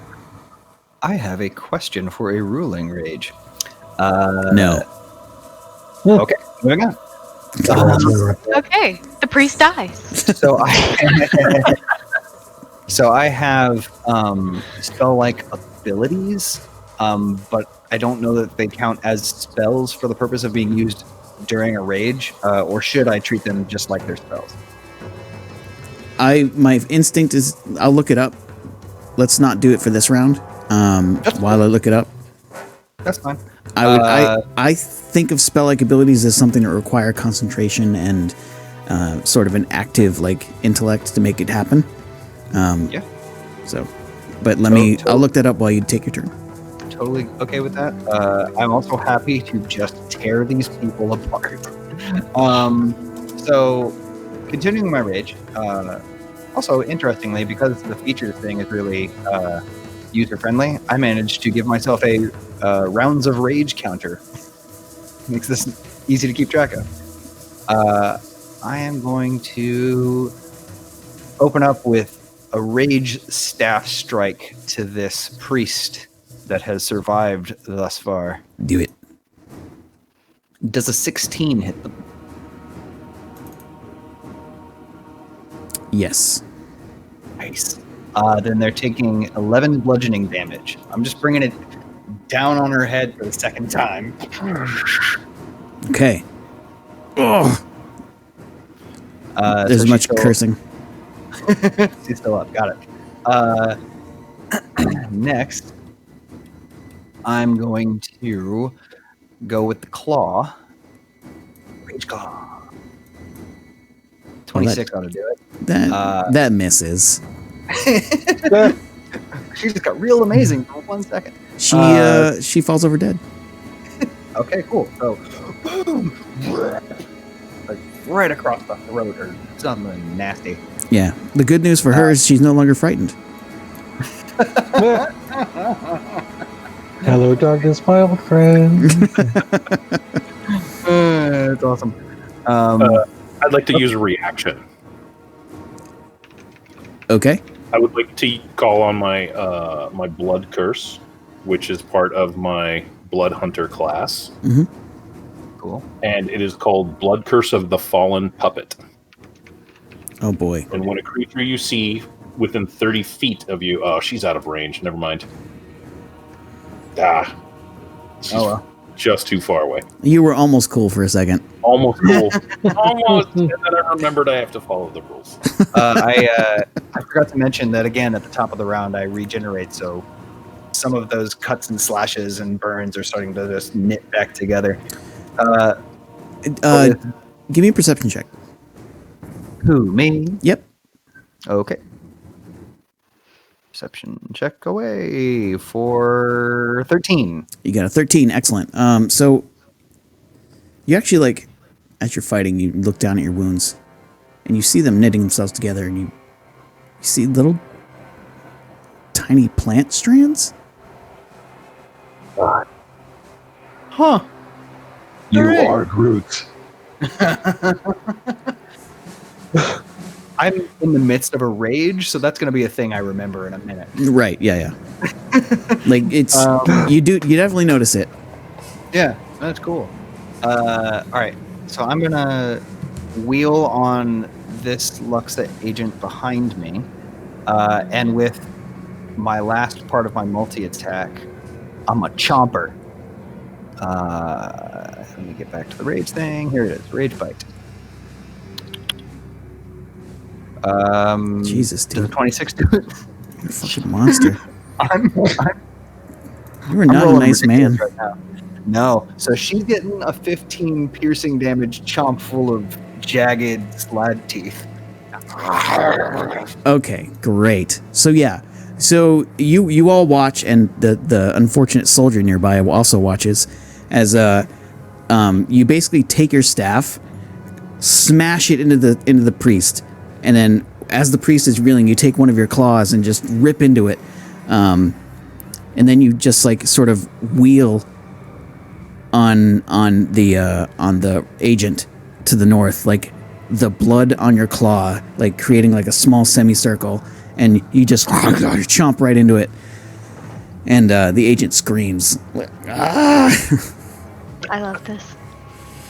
Awesome. I haven't got to be He's finally part of the family, eating I know, people right? with us. So proud. Thanks, Morticia. That was the day Chris became part of the hive. It's our version of shawarma, man. Oh boy. That poor dude who ran over to me out of fear. Frying pan and fire, my friend. Anything else from you? Oh gosh, right, the ticker. No, I can't do much else. Kree. Does your frighten end at this point? My frighten will end at the end of my turn. At the end of your turn. Cool. I'm gonna start unclicking stuff then. Unfrightening things. Because it's gonna take a while. So, what are you doing? Are you still attached to Luxa Priest 3? As you wait? Non-consensual face hug. Yeah, Yeah, okay. Non-consensual. feel bad. I feel dirty. You should. Yeah. It ain't It's great. better when they just go stunned. It's sorry. Yeah, Better that's so when they much don't better. fight back. It's so I'm much gonna better. Shut up. I feel so bad about myself right now. There's no avenue that this goes down that makes you feel better. I'm sorry. Yep. Usually I'm okay with eating brain. With this like quasi brain eating thing, I'm not okay with. I'm going to loop around. So I come kind of flying down and I make a quick loop. And I come flying back for the Luxa agent that is back up towards the hall. Yeah, that one is stunned and incapacitated, just sort of sitting there in a daze.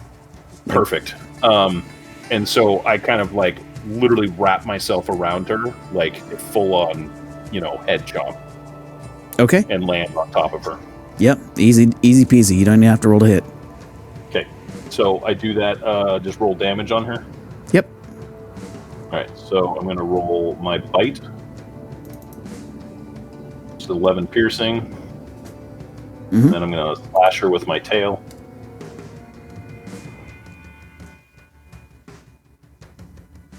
And I am planning on picking her up into the air and dragging her with me.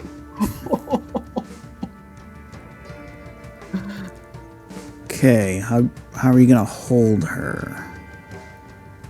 That was my question. I didn't know if I could actually fly with her, with me attached to her. You are large. You wrap your tail around her?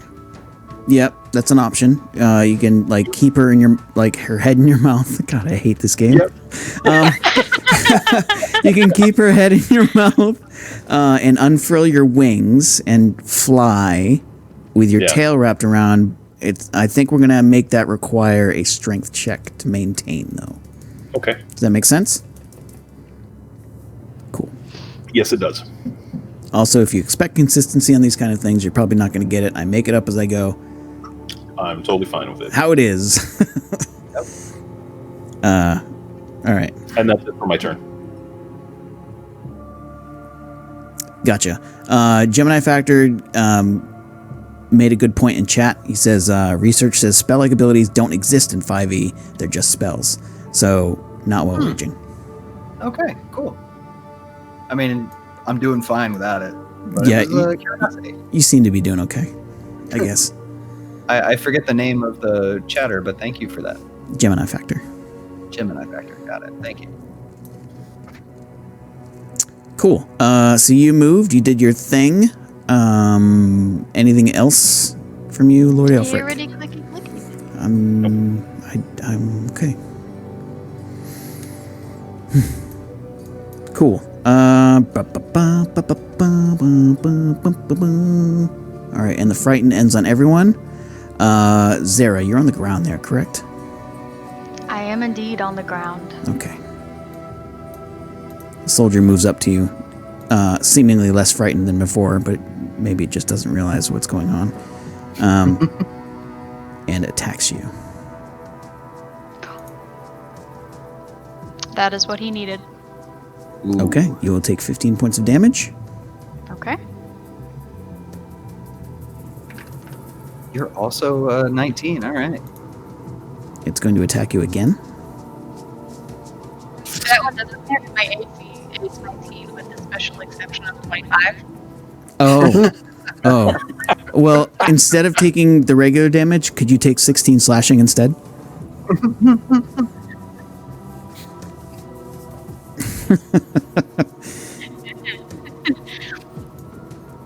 And it's going to try to... What is he going to try to do? Nothing. He's out of actions. I was like, what is he going to do? Try to grapple me? He could try. You don't know how strong he is. Seems like a bad move against a spider creature. Well, yeah, but, whatever. I mean, that's for time, man. What was that, Golduka? Nothing. I'm definitely not taunting GM. Good call.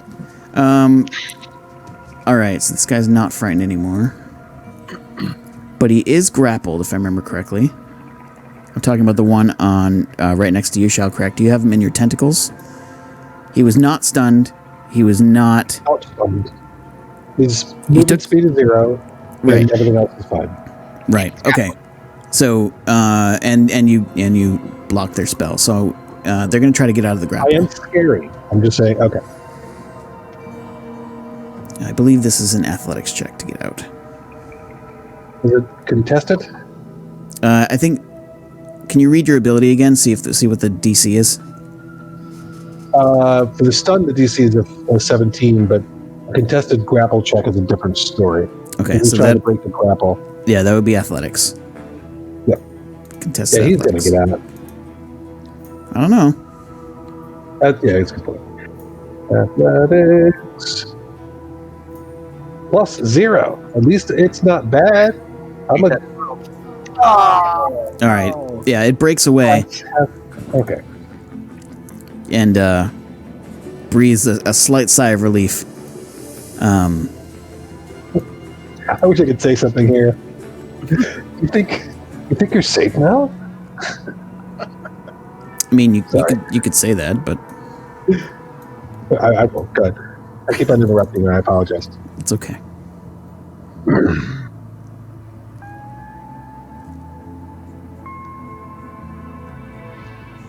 Was its action to break out? Its action was to break out. Yes. Good.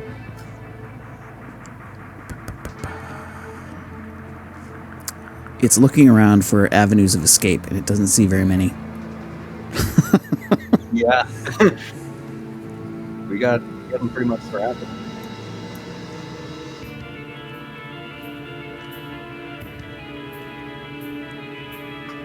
It goes this way. Do I get an attack of opportunity? You sure do.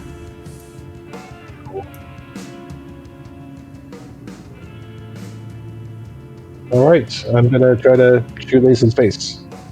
That might have been too many squares. Oh, no, it wasn't enough squares. Make your roll, sir. Wow. Is that it? That was a 28. Yeah, that hits. Well, Hey, there goes all that movement. Just want my guys to be able to do something. Jeez. Okay, so I need to make. like 70 damage. Or 50 damage almost. Yeah, he's going to make a intelligence DC 17. It fails and is stunned. Thank you. No. Hold on.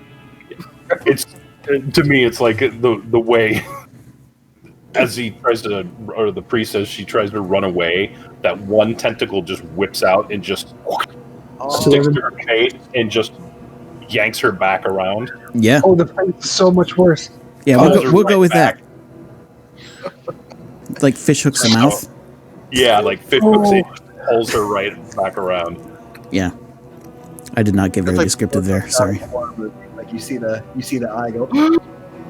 Yeah. Nice. Oh, man. All right.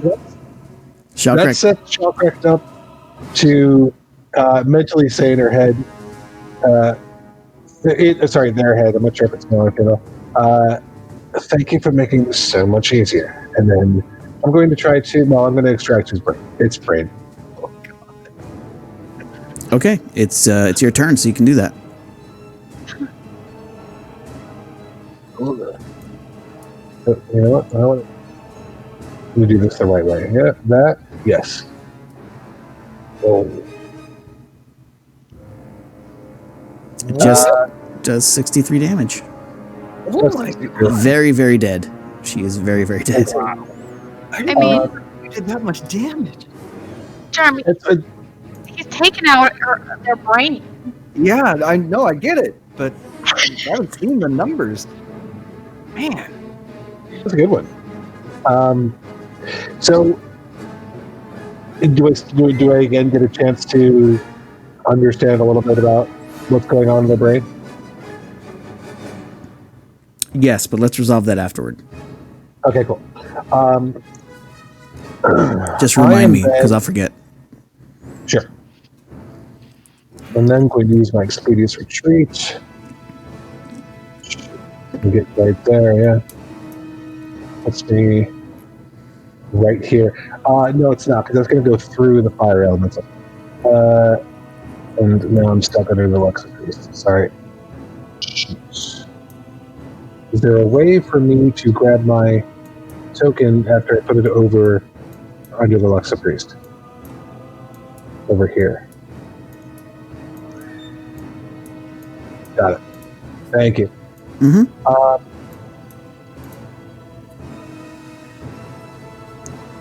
Not gonna work either.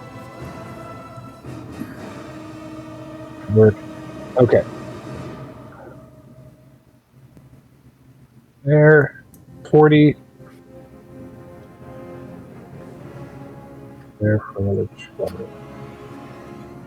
I would like to try, if I can, mentally touch the mind of the elemental, if it's at all possible. That's a lot of stuff to do in a turn. Got it. Cool. Yep. Cool. I am checking out. All right, great. Fucking wonderful. You just ate someone's brain. Again. I got to digest. You're right. I'm sorry. I'm gonna have. All right. So, it's this thing is going to use an ability called Dagger Flourish. Okay.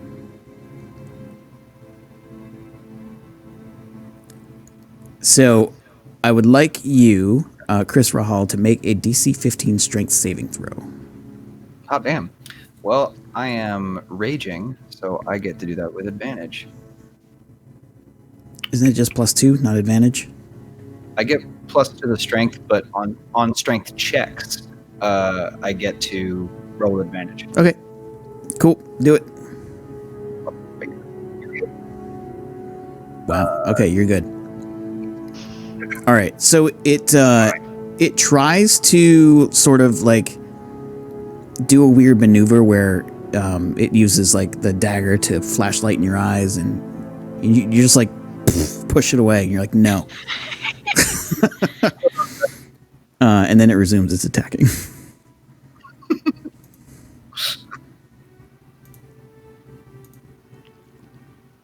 Oh my god, it cannot hit you.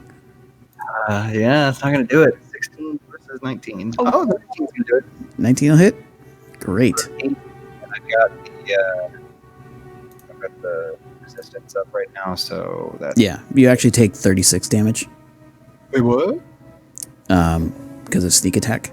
Sneak attack. Oh, just the sneak attack. It is piercing damage, so you'll take half total. Half the total. That's So what you, that. so you take 18. Whew. Thank God for that. Remember, the agents are what fucked me up in our first fight. And they're the ones that fucked up Kree in our second fight. Well, I was feeling like super arrogant, and now I've actually been harmed a little bit like Having trouble hearing you, Jeremy. I think it's because I'm getting far away from my mic. Can you hear me now? Yep. Yep. It's much more clear. That was the problem. You must stay close to us, Tommy. Hello. Oh yeah. All right. Anyway, this thing is going to quickly disengage. Okay. Hold on. It was here. It seems to be making a beeline for the mind flare. Fair. Okay, good stuff. Chinese remain.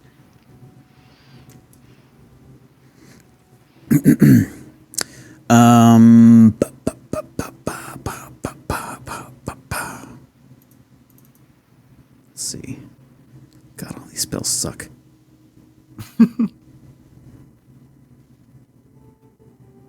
Oh, this one's pretty good. Okay, it casts a spell.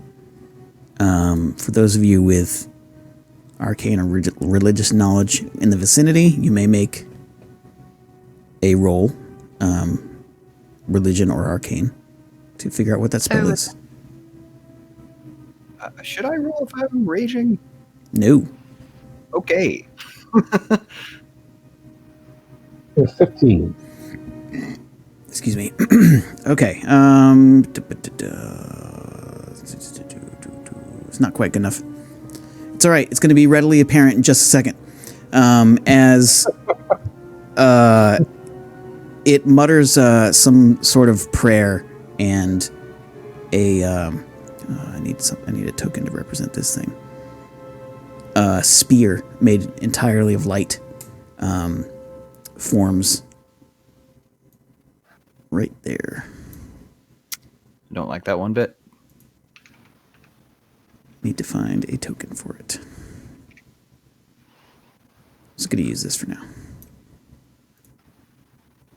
So that little ruby is a spear of light. Gotcha. And the spear attacks you. Yeah. Son of a bitch.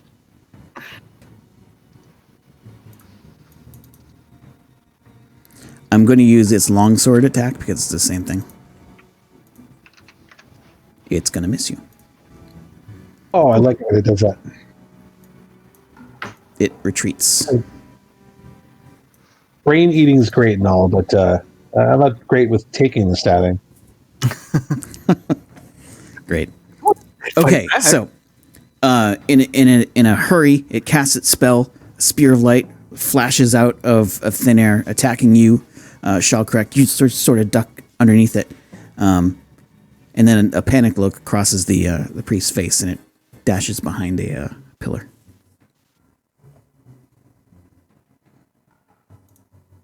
Do they have to roll to do anything with their concentration?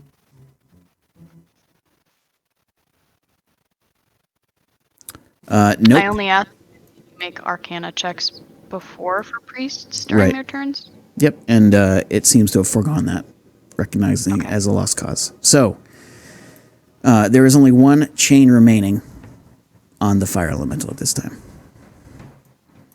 Okay.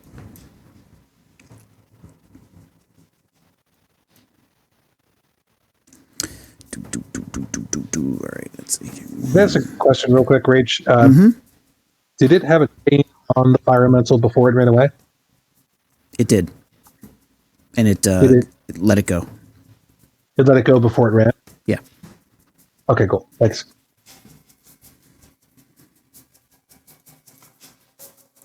Okay, so this person is stunned still. Zara. I'm going to use cunning action disengage. Smart. 5, 10, 15, 20, 25. Hello.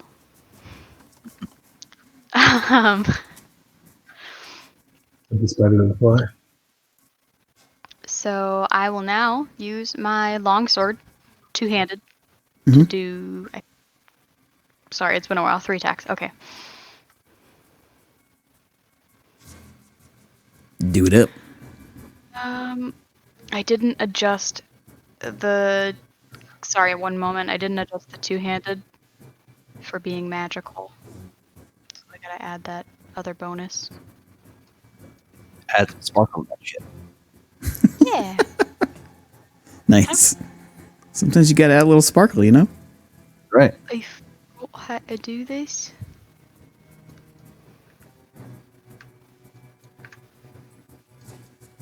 There we go. I used my big brain, you guys. So proud. Sweet. So Zara's gonna approach, unsheathing the great tree's revenge, holding it with 2 hands, and it's just gonna fucking start attacking this guy. Get him. Get after it. Pitter patter. Let's get at her. Get at her. That is a hit. Be fab. Big 2-6. And another hit. 27. And the hat trick. Oh, Oh man. goodness me. So a 26 to hit, 27 to hit, and a 26 to hit. Doing 9, 5, and 6 damage, respectively. Whew. Did you adjust your damage for magical too? Yes. Okay. Okay, great. So it's 20 total. 20 total.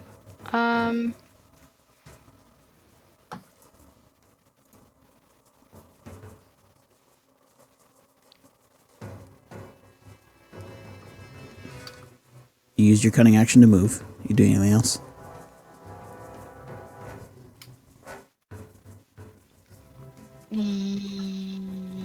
No.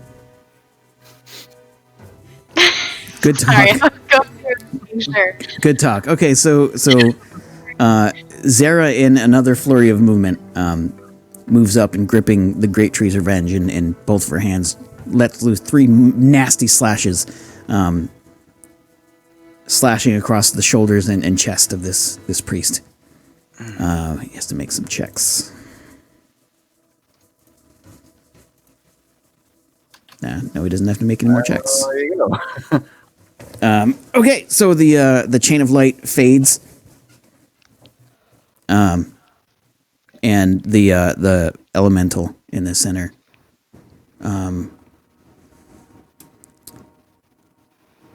actually grows in size.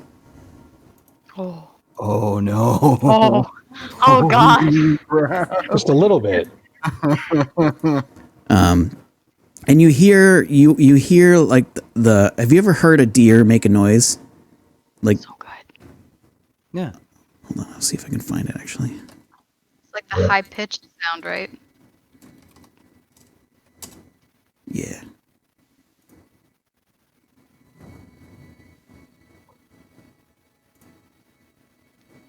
No, I don't want.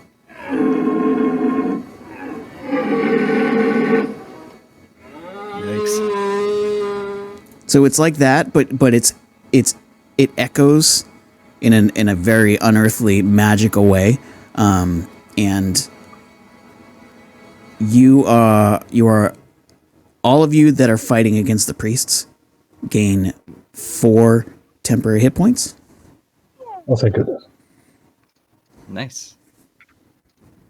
I'm a crispy mind flayer right now, so that helps.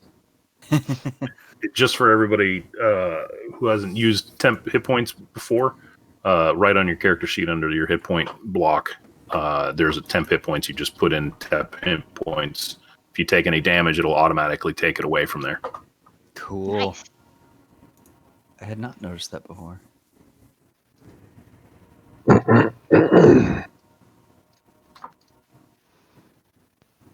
Yeah. Okay. But that was the priest's turn, I think. No, now it's the priest's turn. Doesn't really like what's going on. So it tries to cast a spell at you, Zara. I would like you to make a wisdom save. 19. You save Nice. easily. So as the priest in front of you gestures frantically and then points a finger at you, light sort of starts to encase your body and stop your limbs from moving. But you push out of it and light shatters and goes away. That's gotta look cool as hell. You are too strong. It leaves a small pile of poo on the ground, and it's no longer its turn. That thing's dead. Oh man. My ancestors are smiling upon me, Imperial. You say. All right, so the elemental here is gonna do some stuff. Oh dear. You know, just some stuff.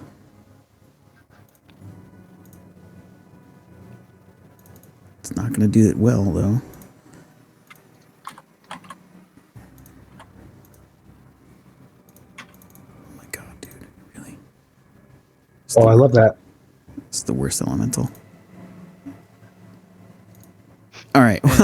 All right. So it thrashes its massive head around, and 3 streaks of fire reach out.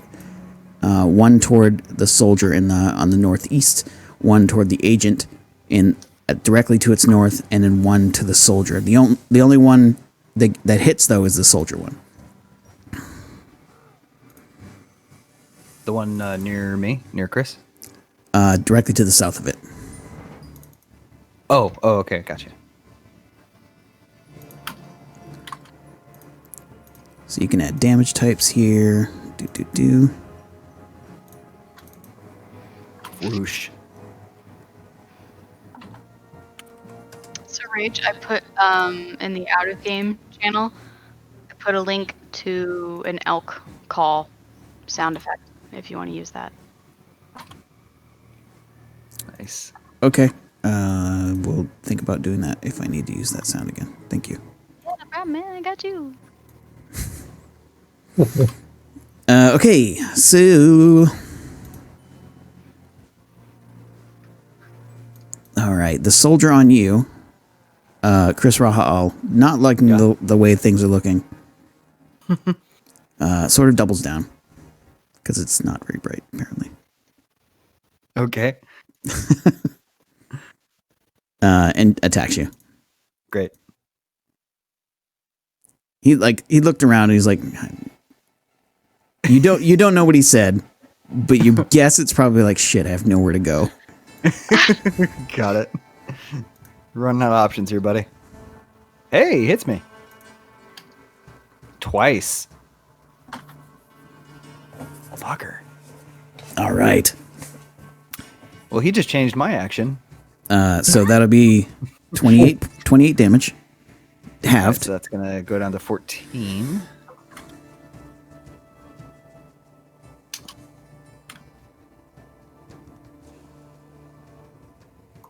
Hit me one after the other, and they weren't small either.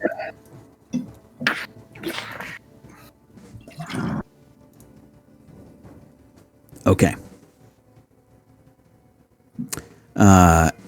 It doesn't do anything else.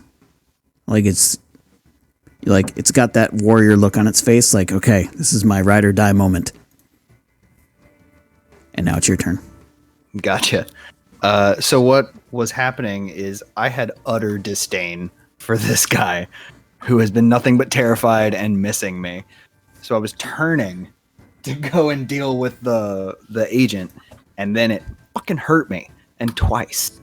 So now I'm all mad about it. All right, fair enough. So I'm lashing out with my staff at him. First off.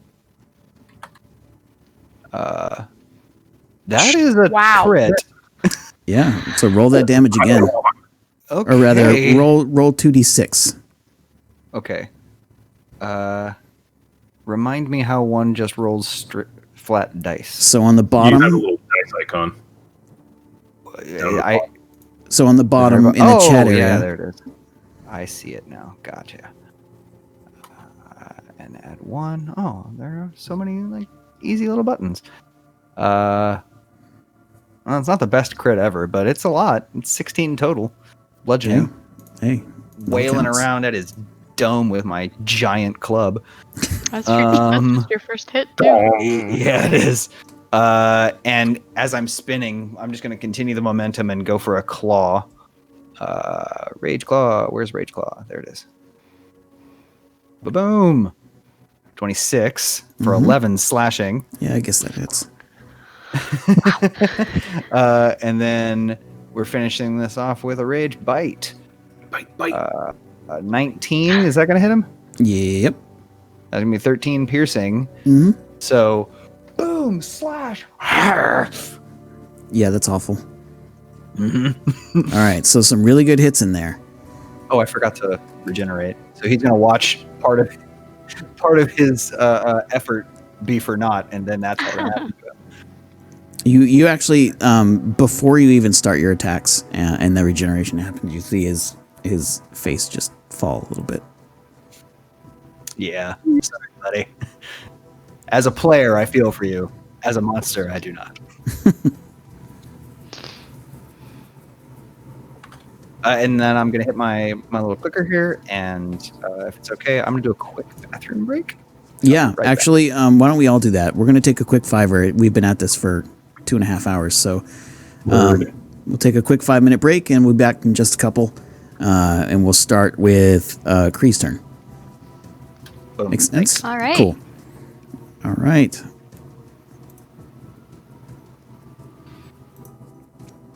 All right, folks. I'm muting this, by the way.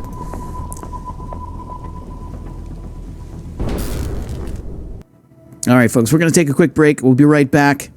Stick around, stay tuned. Thank you all for being here tonight. I hope you guys are enjoying yourselves. This one was going to be pretty combat heavy because they didn't get any combat last time, so time to fight some stuff. I'm also going to take a quick break, and I will be back in just a couple.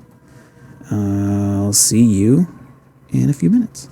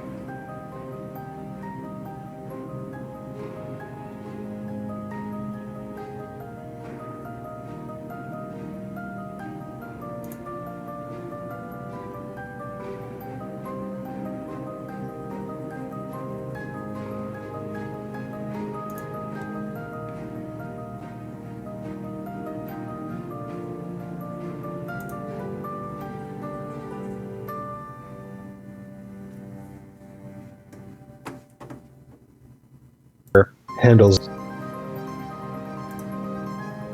All right, coming in a second here, guys. I don't do these often, so it's not a habit that I'm really into. Yeah, I wasn't trying to call you out. I was just wondering if we kept on forgetting. Nope. All right, everybody, we're back. Hope you guys. I have Discord unmuted so they can hear what I'm saying, but I can't hear them. So ha ha. I'm sorry. I'm so sad about what I just said. I feel really bad about it. Yay, voices. No, thank you all for being here. I want to again thank Lloyd Elfrick and Questline for A, making this amazing application that I fucking love. B, making these streams possible. C, being a fucking awesome dude. And D, I don't know. Anyway, I'm gonna enable some voices so you guys can hear what's going on. They're probably yelling at me in Discord right now.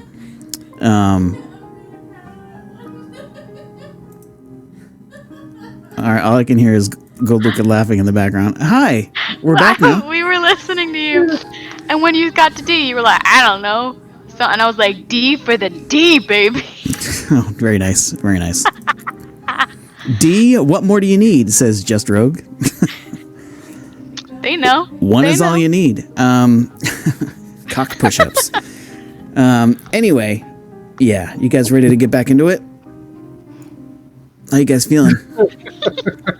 I'm good to go. I'm ready. Back into the D&D?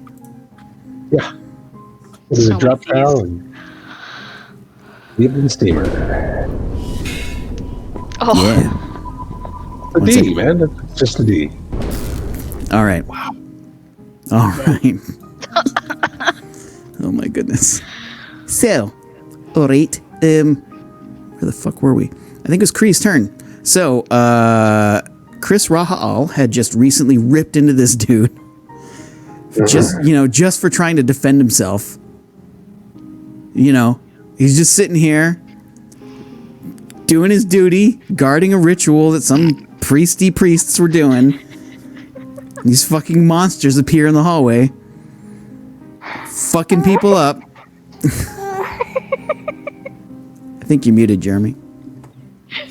Jarmeet, sorry. I was. I owed you one. I owed you one. You did. You might even owe me two. Hey. Yeah, so you did that, and it is now Kree's turn. Okay, so my plan is to now wrap my lovingly flappy arms, flappy body around this agent, and I'm going to carry her up. Okay, so you're doing the T-Rex tail lift. The T-Rex tail lift. Yep, that's what we're calling it now, because you need your flappy things to fly. Yep, and I'm going to roll my strength, as you asked me to. I did, please. That is sufficient, actually. Okay. So, how far can I fly? We'll say it's as if you were flying through difficult terrain, so you get half speed. Okay, half speed. Can I dash? Yep. Okay. Just you'd be dashing at half speed. Right. So I could move at best 40 feet. All right. So I am going to go up 10 feet. You had already had this thing grappled, right? Because it's stunned and whatever. Yeah, it's stunned. Yeah, you said I automatically hit, so that it can't resist me in any way. So right. So I'm going to fly 30 feet across, but I'm going to go up 10 more feet. Okay. So I'm now 10 feet above the ground. All right, you do that. No problem. And it's actually here. It's actually 20-ish feet. 15 to 20 that's feet. Kind of my intention. Yeah. Yep. Okay. I'll adjust it. Yeah, because of the way the thing dips down. All right. All right. So I am now 20 feet up. I have made that move. And then the other thing I would like to do is I have one of the abilities on my Heart of the Great Tree allows me to extinguish any light source, whether it's magical or non-magical. Okay. What is that? Is that a standard action, bonus action? That's an action. Okay. Yeah, I should have clarified that. Yeah. I just wanted to verify that. So, okay. Then I move, and what everybody sees is they see Kree kind of wrap his tail around her like lower body, and his little T-Rex arms kind of like grasps the back of her shirt, and then he's munching on her head the whole time, and he like picks her up and starts flying forward, and you can see that he's like gaining altitude, and it looks like he's going to fly her right over the inferno of fire and drop her into the pit. God. I love it. That's what I was really hoping that would be what you would do. Yeah, that's what I thought you were going to do, and you made me very happy. Yeah. And that's it. That's it for me. There's the check mark. Hey, check it out.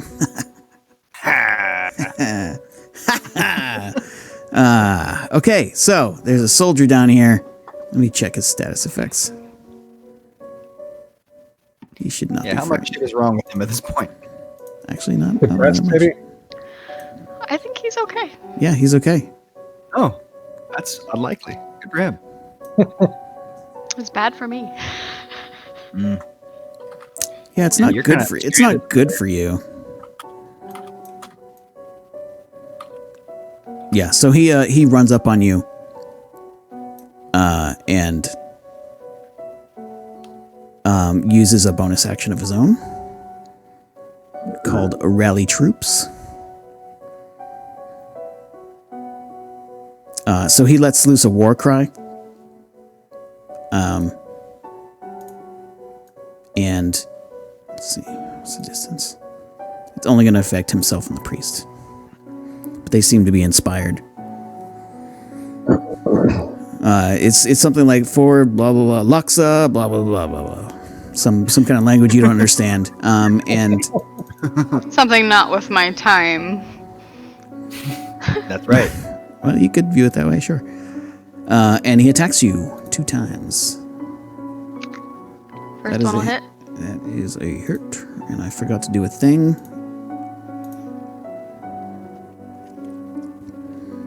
That second one will not hit. 13 is not enough. All right, so he rolled a 21 to hit, which does 12 slashing damage. The second hit on 13 does not hit you. You actually use one of your back legs to just parry one of the swords away, parry his sword away, sort of in an offhanded, disdainful manner. Yes. That's gonna be it for him. That's a dead guy. Shall correct. All right. I am. See how far away?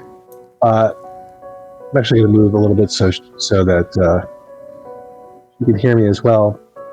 I'm going to shout in our mental voice, "Ori Drixel," and I'm going to try to use my Dominate Monster on the Luxa soldier down here. God damn it. Stop being awesome, God. Is it wisdom save? That is a Wisdom DC 17, yes.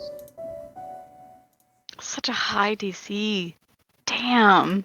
Yeah, it's a high level ability for sure. He is so the fury in his eyes is now lost. And his great sword just dips to the ground. You hear ka-ting. And he's no longer moving of his own free will. Well, Oh my God. All right. I am then going to move right over there, and I'm going to check out.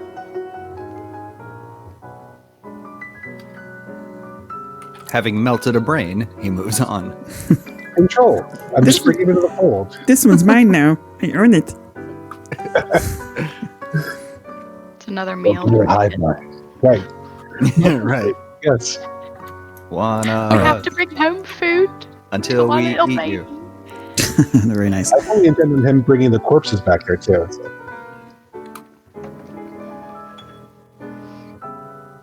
All right, so the agent up in the middle up top, sort of recognizing what just happened, makes a very quick movement. You could say it is a cunning action. And then moves here, next to Make you, it smart. and attacks you. All right.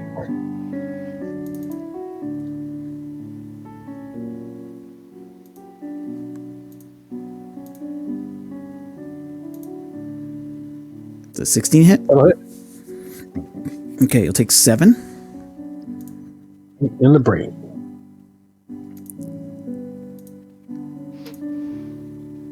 That will definitely miss then. Okay, so he rolled a 16 hit. She rolled a 16 to hit. Sort of, using the momentum of her run to do a really graceful lunge, but then tries to follow up the attack with a dagger, and you just sort of step out of the way.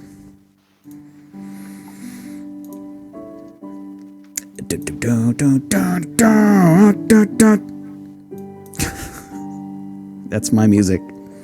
I'm playing the wrong music. That's why everything seems off.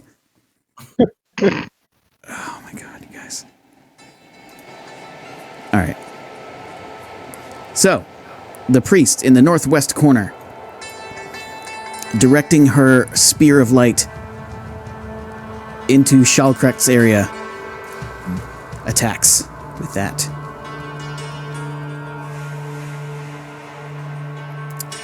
Maybe. If I can remember how to do it. Oh my god, my brain, guys. I need a new one. Well, we've got the month of quiet. Does a 14 hit. Just misses the legacy of 15. All right. And also, the priest moves using a different ability to rally their troops, or rather, their divine order, instructing the agent to attack.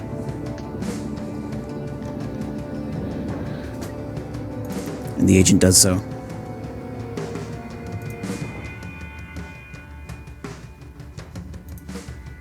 Son of a bitch. All right. 12, I assume, will miss. That'll miss. Oh, I forgot to roll for my recharge. Just real quick, I'm going to do that. Mm-hmm. And I recharged. Okay. Yeah, you did. Should be on 5 or 6, right? Yes. Yeah, 5 and 6. Well, that's bad news for them. Anyway. And what are you doing next turn? Great. Better kill you quick. This agent is stunned and cannot move, is being carted into an impending fiery doom. Zara, it is your turn. Okay, Zara is going to take the sword and hold it up above her, aloft, and she is going to call out a prayer. And using her bonus action, she's going to cast Divine Favor. It empowers Divine Radiance, and until the spell ends, whoever protects deal an extra 1d4 radiant damage on it. Yes. That lasts for a minute, and it's without concentration. Okay, your mic went out. Right. So you do 1d4 extra radiant damage on your hits now? Whenever I hit, yep. Okay, gotcha. It is not concentration, and it lasts a minute. Not concentration, lasts a minute. Got it. I'm like, Okay, great. I'm putting the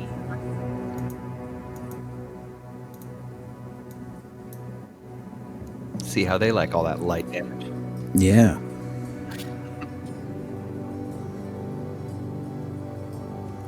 That definitely hits.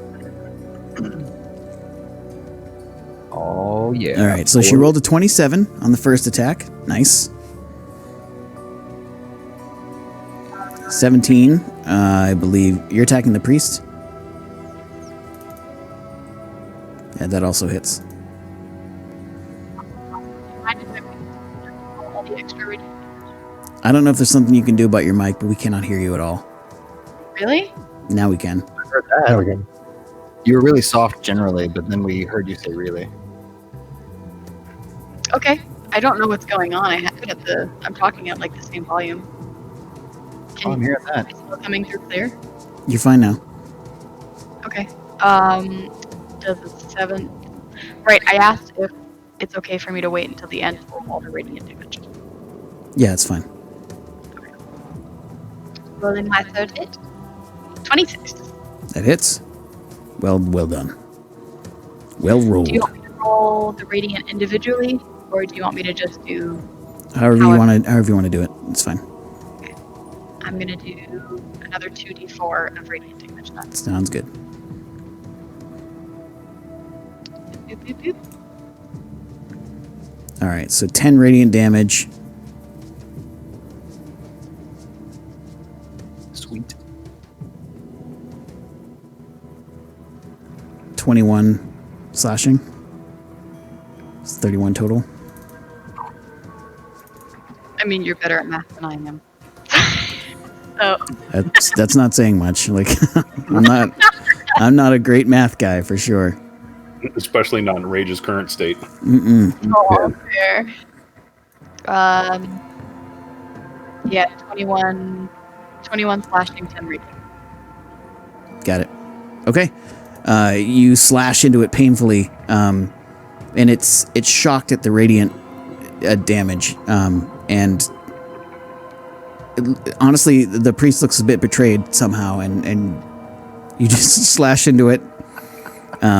Very wounded priest. Can I describe what the radiant Please do. aura coming up with the sword is? So, in my imagination, when she held the sword aloft, I imagined that, like, while it's radiant damage and it's like light, is how you imagine radiance. What I'm seeing is like it's glowing, but it's like this sickly, wicked gray light almost coming off of it. It's Alright. almost as if it's making a mockery of light. That's how it looks in my brain. That is far better than what I would have come up with. So good job. Your magic is an asshole. Suck it, like. It's chaos magic. Did my bonus action, did my attacks. I'm not going to move, so that's my turn. All right. It is now the priest's turn. She casts a spell on herself.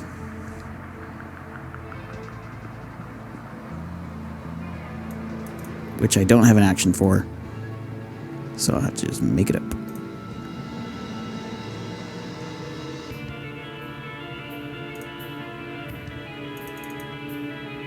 Is it something that I can try to identify? Yes. Make a religion check, please. I'll make an arcane check. Go for it. I get to roll stuff. Oh, there. Neither of you recognize the spell, however, its effects are readily apparent as a bunch of its wounds close up.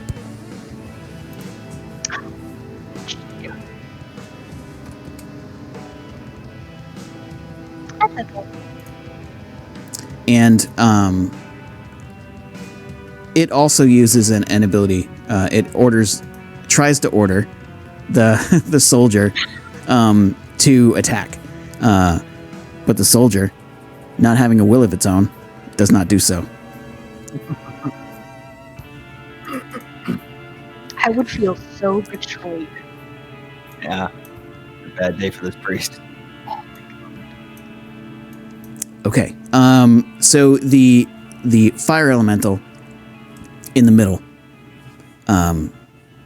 starts to buck and kick like an angry, frenzied elk or deer.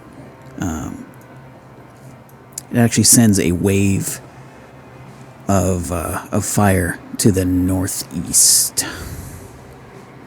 That's where I am. It doesn't hit you. Okay. And it doesn't actually hit the agent in Kree's grip, who is flying above. But it does go after the soldier, who's going to roll a reflex save. Fail it miserably. 2. Natural one. Okay. Bastard. He had just gotten his moxie back. Takes Oh, 37 points of fire damage and potholder. is summarily blasted up against the crevice here. But the force is enough to actually twist it up and like slam it up against the wall in the back. Oh, God. Yeah. Right into the crevasse. There, the crevasse. Fill it. Is he still kicking? I need a second to math. Okay. Yeah, okay, got it. He is still alive. Holy Like shit. you hear, Chris. You hear like, oh, like, and he's like rolling around trying to stamp out the flames or pat out all the flames on him. Okay. Now that's a lot of damage. Yeah.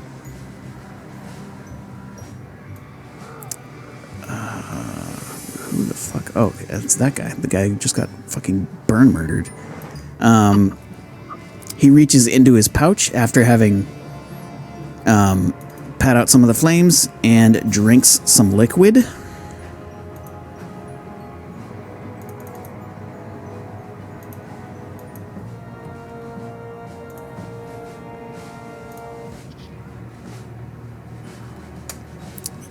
And looks like some of his wounds heal.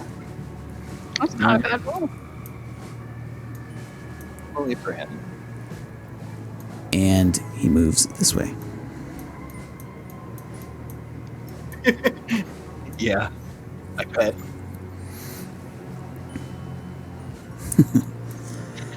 Chris, your turn. Great. Maybe if my thing updates. Hold on. There we go. Okay. All right. I need to look at how rage works a little bit. Because I did suffer damage last round. Yeah. So you have to either take damage this round or make an attack this round, or you'll lose your rage. Right. But it's okay. You have like 10 more. It's like whatever. Yeah, I guess that's true. Yeah, I don't really have to be precious about it, do I? So never mind. I'm just gonna get up in this guy's business. Actually, when that happens, when he gets slammed up against the wall, he'll give me looking at him going, and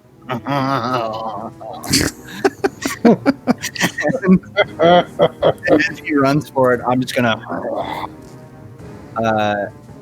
go after him. I can't. I'm too large, I think, to like cut him off. So I'm just gonna here, and that's that. I'm not doing anything else. Okay, so as you're moving, you're like looking around this battlefield now, and things are on fire, and people are flying everywhere, and people are dying, and your friends are getting hurt, but they're fine. And you're really loving the chaos of this whole thing. Like you love all the action, all the change, all the like. Nothing here is static right now, and you're just really enjoying that. That is no. That's really that's helpful. That's really good for the creature. Thank you. Mm-hmm. No problem. Anything else from you? You done? Click. I'm good to go. You did it.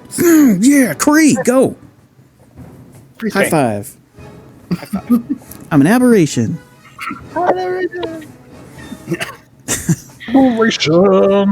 Mutilation. So Kree is going to continue his flight. Do I need to roll another strength check? Yes. Okay, let me do that first before I get too excited. Your difficulty check is 12, which you did not make. So you can either Roll go. it. You can either go to the ground with the body, or you can let it go. I will let it go, but I'm going to look at the elemental, and as I kind of like can't hold on to her anymore, I just kind of say, "She is yours to consume." Okay. And The responsible can I happen do when it anything else? Was that a full action? No, that was just to check to see if you can maintain your flight with the thing. You have a full suite of actions to do what you want. You just can't do it with that body in your arms. Right. Okay. So I drop her, and then I fly higher to fly over. I'm going to go. No, actually, I'm just gonna. Am I high enough at this point, 20 feet up, that I'm gonna fly over the elemental? No, it's massive at this point. It is like with its horns, it's probably 30, 40 feet high. Right. How high is the room that we're in now? About 50 feet. 50? Oh. Okay.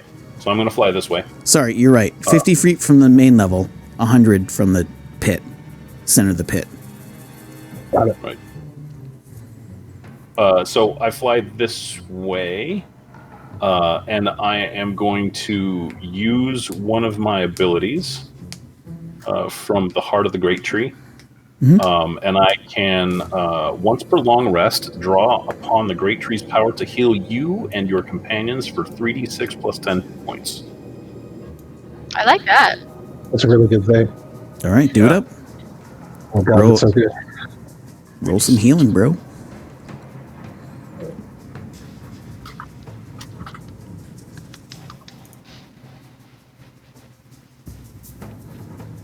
Okay, so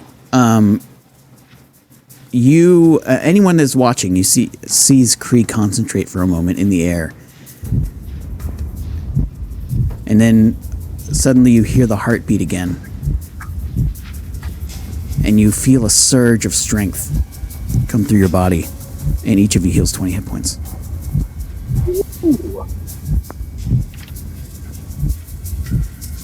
Lovely. And after that moment fades, so does the sound of the heartbeat. That's awesome. I'm almost back to full. That's pretty cool.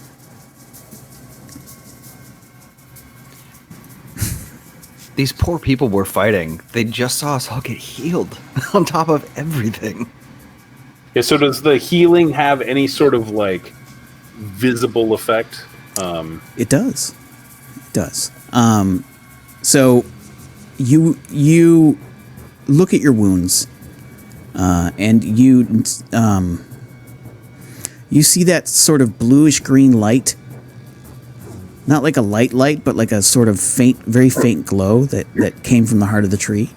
You see that sort of emanate from the wounds, and then you see, similar to what Chris Raha also earlier, you see little plant fibers like, and then just like pulling your wounds close. Awesome. That's awesome. Dig it. That is it for me. Okay. Oh, Who's next? Did Go that agent take any damage from the drop? I dropped her 20 feet. It should have. Yeah, give me a sec. Yeah, because it's not enough that they're stunned, incapacitated, being, thrown into the fire somewhere, but they also take 10 points of falling damage. God, you guys are terrible. You guys are monsters. There was a lot of them. We learned it from you, Dad. All right. I would love it if, just a suggestion through mind control, if this Luxa soldier would attack this priest that's sitting right next to our spider friend. Yeah, it absolutely does. It just moves right up to it. And the priest, sort of knowing that something's up, sort of looks at it in a fearful, sort of expectant way, and like with no expression at all, no emotion, no nothing, just lashes out with that greatsword. Oh, God. Oh, Nice. No, you missed. Yeah. Striking it once, and the priest brings up her sword to deflect the second blow, but still, she is hit for 10 points of damage. Nice. Does she still have one of the anchors going? No. So when the elemental dies, that was Right, yeah, right. yeah. It grew 3 sizes that day. Where's the heart sound effect? Shellcrack, you're up. All right. I'm looking at the 2 Luxa in front of me, and I can't say anything to both of them. I'm gonna blast them first with my mind wave. Like I look over at them, and the tentacles flare out, and you can see the veins bulge in my big cranium right there as it kind of vibrates, and like all the rocks stand up a little bit as it blasts forward, and I'm mind blast. Nice. Mind bullets. Nothing grosses me out like Shellcracked. Fleshy brain blast. Okay. All right. They must make that DC 17 intelligence saving. Holy crap. It's a 60-foot cone, so it should be those 2 guys. Lord Elfric, is there a way to make the DC display when it gets used? The DC display when it gets used. No. Not right now. Okay. Feature request. Yeah, that's on my to-do list very soon of the action enhancements that I'll be doing. Yeah, cool. No worries. All right, I need to make some rolls. You said 17 intelligence? Yes, sir. That's really high. I need to look at that. Okay, that's a failure. Yeah.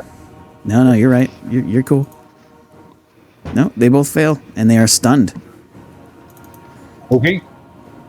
In which case, and since this is a concentration to hold on to the Luxa soldier, so I can't run as fast as I could anymore.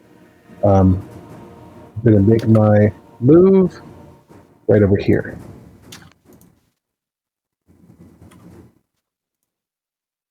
Yeah, Archangel, this is all made by Lord Elfric. This is Questline. Questline is amazing. It's very cool shit. Bum, bum, bum, boo. All right. And I'm done. Great. So concentration shouldn't have any effect on your movement, FYI. I did have the expeditious retreat up, which does require concentration. So Oh, I had to drop okay. that for Right. Right, gotcha. Sorry, I misunderstood what you were saying. Okay. Well. Fuck. Fuck. The subtext for like every one of these NPCs. Fuck. Zara, you're up. Hey, it's my turn. I'm gonna beat up this priest some more. Do it. Do it. Oh, that's my favorite quote of tonight so far. 15. I believe that hits. Yep, that hits. Awesome. Your previous spell, is that only for 1 round? It is 1 minute. Okay. 10 rounds. Right. 22 to hit. That hits. And third attack is a 14. That hits. I mean, cool. Let me add my radiant damage. 10 radiant damage. Okay, that is a very dead priest. All right, so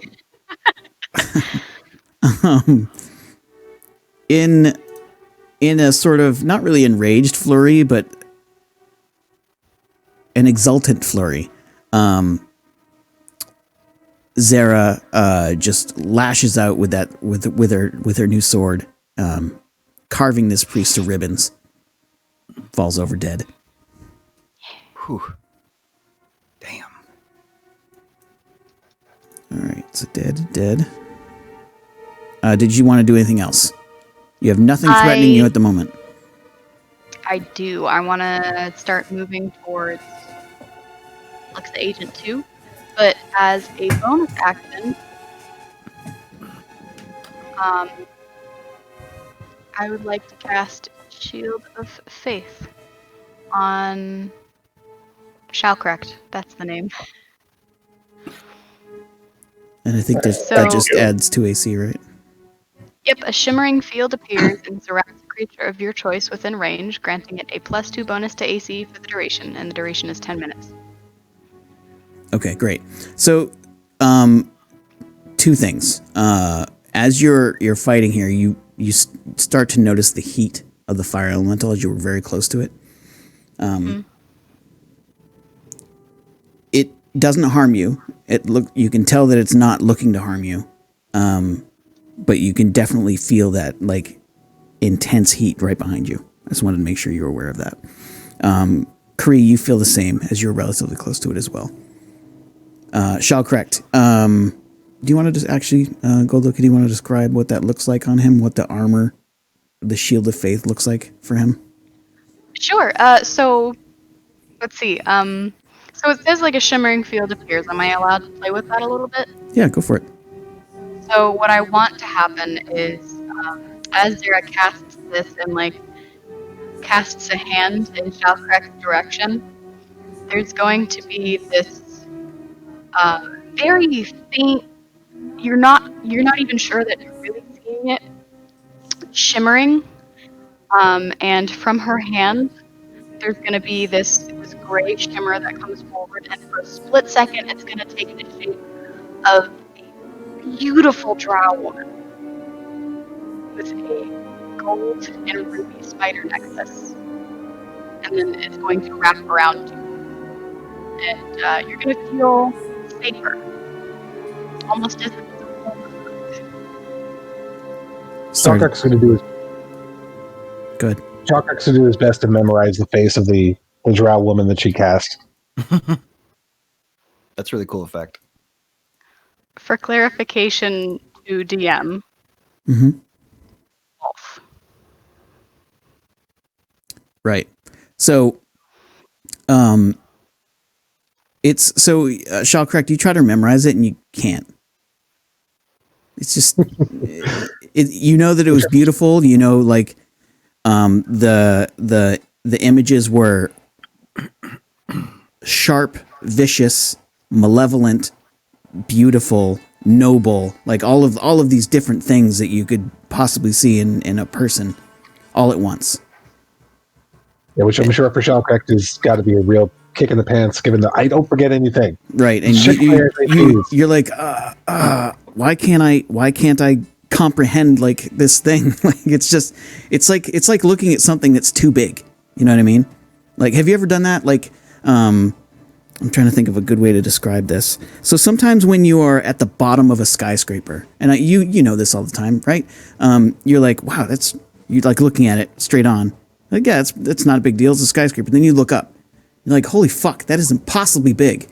But it's like bigger than that. Like she's more than that. Got it. Yeah. That is a great analogy. Thanks. Yeah. Great. Anything else from you, Sarah? No, I think, well, wait, I have to finish moving, whoops. I stopped because you were describing everything. I didn't want to. Sure. I was too busy being badass. 5, 10, 15, 20, 25, 30. This goes away. Boop. So the agent in front of you is not moving. There's just a vacant expression. You're not even sure how they're standing. Also, the priest behind them, completely vacant. You Okay. at this point you recognize that they've been stunned by Shalkrek's powers. Cool. Then I am finished my turn. Great. Okay, so oh boy. No, too far. The fire elemental like paws at the ground a couple times and it's just like it completely decimates this agent. Dead as dead can be. It was perfectly in time with their hoofbeat noises. That was great. Very dead. God.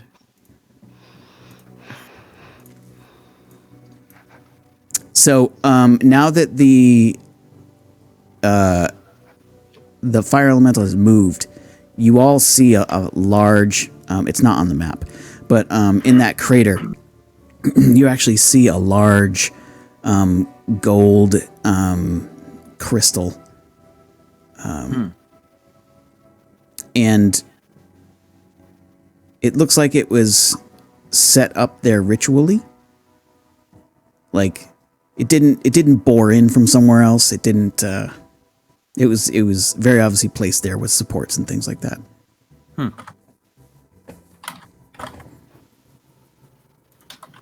Okay, so I think this person doesn't have a... No, that's the one that's trying to get away. Jesus Christ. He just turns and says, fuck it. You understand that very well. Nice.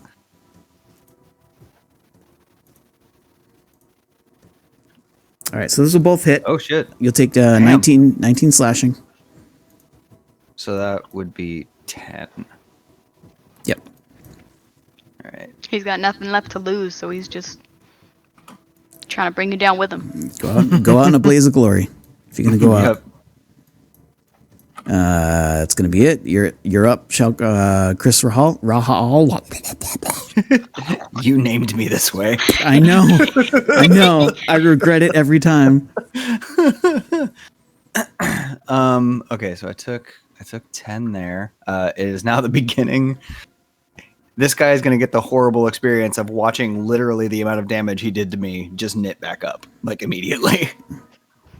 So there's 10 back. Okay. So he's chosen to just turn and fight me then. Mm-hmm. Okay, great. That's going to change my action. I am still raging because I did get hurt. You sure did. I'm a tear into him. Do it.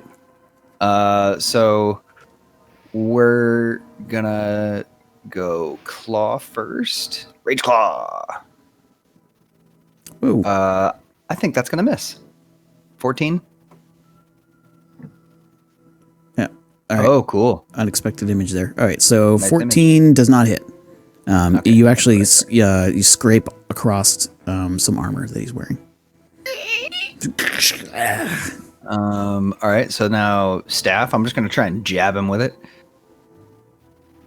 That is another Oh, miss. wow. What do you know? He's doing all right. He throws up his great sword in a deft parry. Okay. And now it's bitey bite time. 25. That gets for him 9 now. piercing. So You got him. ting.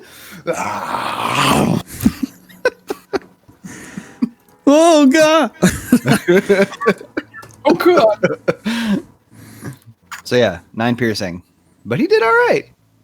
Yeah, but you got him. You got him pretty good. Anything else from you? I don't believe I can do anything else. I'm just gonna make sure that I tick off another rage round for myself and pass it along. Okay. Wonderful. Yeah, excellent. Wonderful. Wonderful. I'm C3PO. Thank you for doing that. Kree. Yeah, it's exactly turn. that. So, sorry for the interrupting image, but that was the image. I don't know if you want to like click on that rage so that the viewers could see it, but that is the image that was part of Luca's, about of Zera's Shield of Faith spell. Mm-hmm. It's another cool thing that Questline can do. Just click on the image. It's pretty great. So that's the necklace, or is that the whole image? That was That was the That's the necklace that I outlined. So like her having a necklace of gold and ruby. That's what the necklace is. Right. There it is. What to do? So you said there was something down in the pit. Yeah, it's a gold, a golden crystal, a golden light. It stands about probably 5 feet tall. It looks sort of like an obelisk. Does it seem like it's what is suffusing the light into the room? Make an insight check. Insight. Insight. Coming in with insight. Ooh, not so good. It's an 8. You're not sure. It's definitely glowing. I ask the fire elemental, does this obelisk need to be destroyed?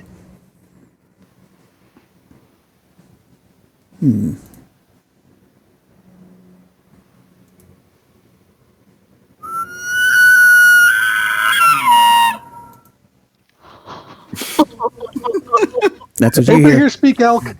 You understand that? I think that's like Kree literally goes, perfect.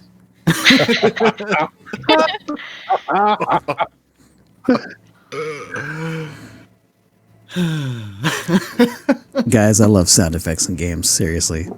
I do too. Thank you, Gold Luca. Does it look like everybody seems to have all of the bad guys in hand at this point? Yes. Although, you know that the stuns have a limited duration. Yeah, they're supposed to last about a minute. Yep. All right, I'll do this. I'm going to move over here, and I'm going to eat the soldier because Kree's kind of hungry now. Okay, no problem. You just start chowing down on the guy. I'm not going to bother with rolls at this point. There are 2 stun things remaining. What are you guys doing with them? You don't have a lot of time, so...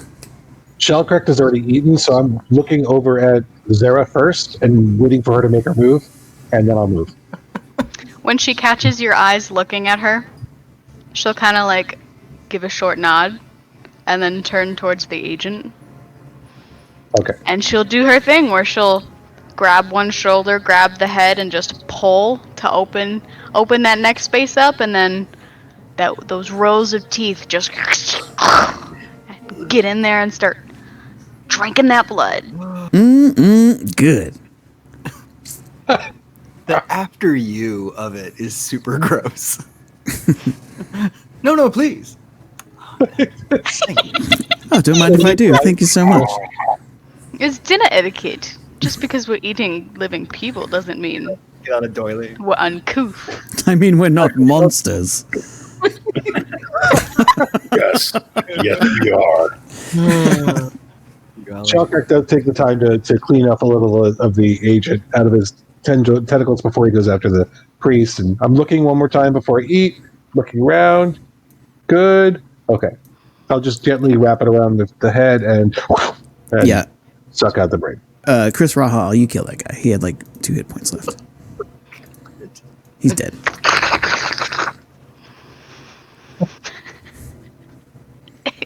So, given your bites, Chris Rahal, you're like, that doesn't taste bad.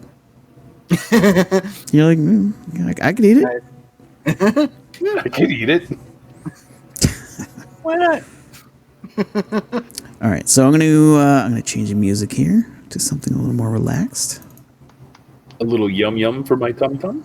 Yeah, a little bit of yum yum for the tum tum. I would like to command the fighter, the Luxon fighter, to strip the bodies of those that are remaining, and for him to put aside what his people think are valuable in one pile and leave the bodies on the other in another. That's what he's going to be doing while we're Okay, talking great. or we're resolving our next. Good lord. You do that. As you're issuing that order, the fire elemental turns toward where the crystal is, and just starts blasting that area with fire, but it doesn't seem to be doing anything. Isn't the fighter that he mind controlled the one that Kree is smacking on? Yes. Mm-hmm. So he tries. He gets a save. He gets a save if he takes damage. Okay, fair enough. I mean, it's not going to matter. He's dead. I mean, like, Okay. I just have to gnaw on him for a little longer. That's all. Yeah. The dude is just Like- trying to walk around and. He's a little chewy. Yeah. I mean, there's no point in extending this fight any longer. Cool. I just think it's funny. Yeah. He's very dead. So the fire elemental tries to start blasting the obelisk. Mhm. He clearly wants it destroyed. I'm going to try to use one of the powers of the heart of the great tree, and I'm going to try to extinguish its light. Okay, give me a wisdom with advantage. Okay. Come on, Kree. Advantage. Wait, are we not in combat anymore? Or did I miss You're something? not in combat anymore. You're fine. Oh, It's okay, all great. it's all done. All right. Stop. It's already dead. I'm gonna walk over, munching on an arm and enjoying this new taste I've discovered. Fucking horrible. disgusting. That's awesome. It's kind of like the turkey leg at a Ren fair.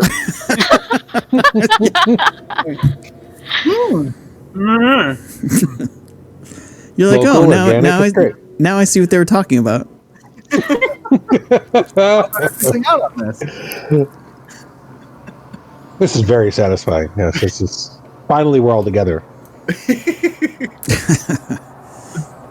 Okay, so it tries to blast the thing a few times, and it seems to be getting frustrated. You rolled a 20 total, not a natural 20. Correct. That's good. So you concentrate on the crystal, and you focus your intent on extinguishing the light within it. And when you do, you feel the power of the heart of the tree sort of suffuse you and exercise your will on it, and it slowly flickers and dies. So cool. That is so much better.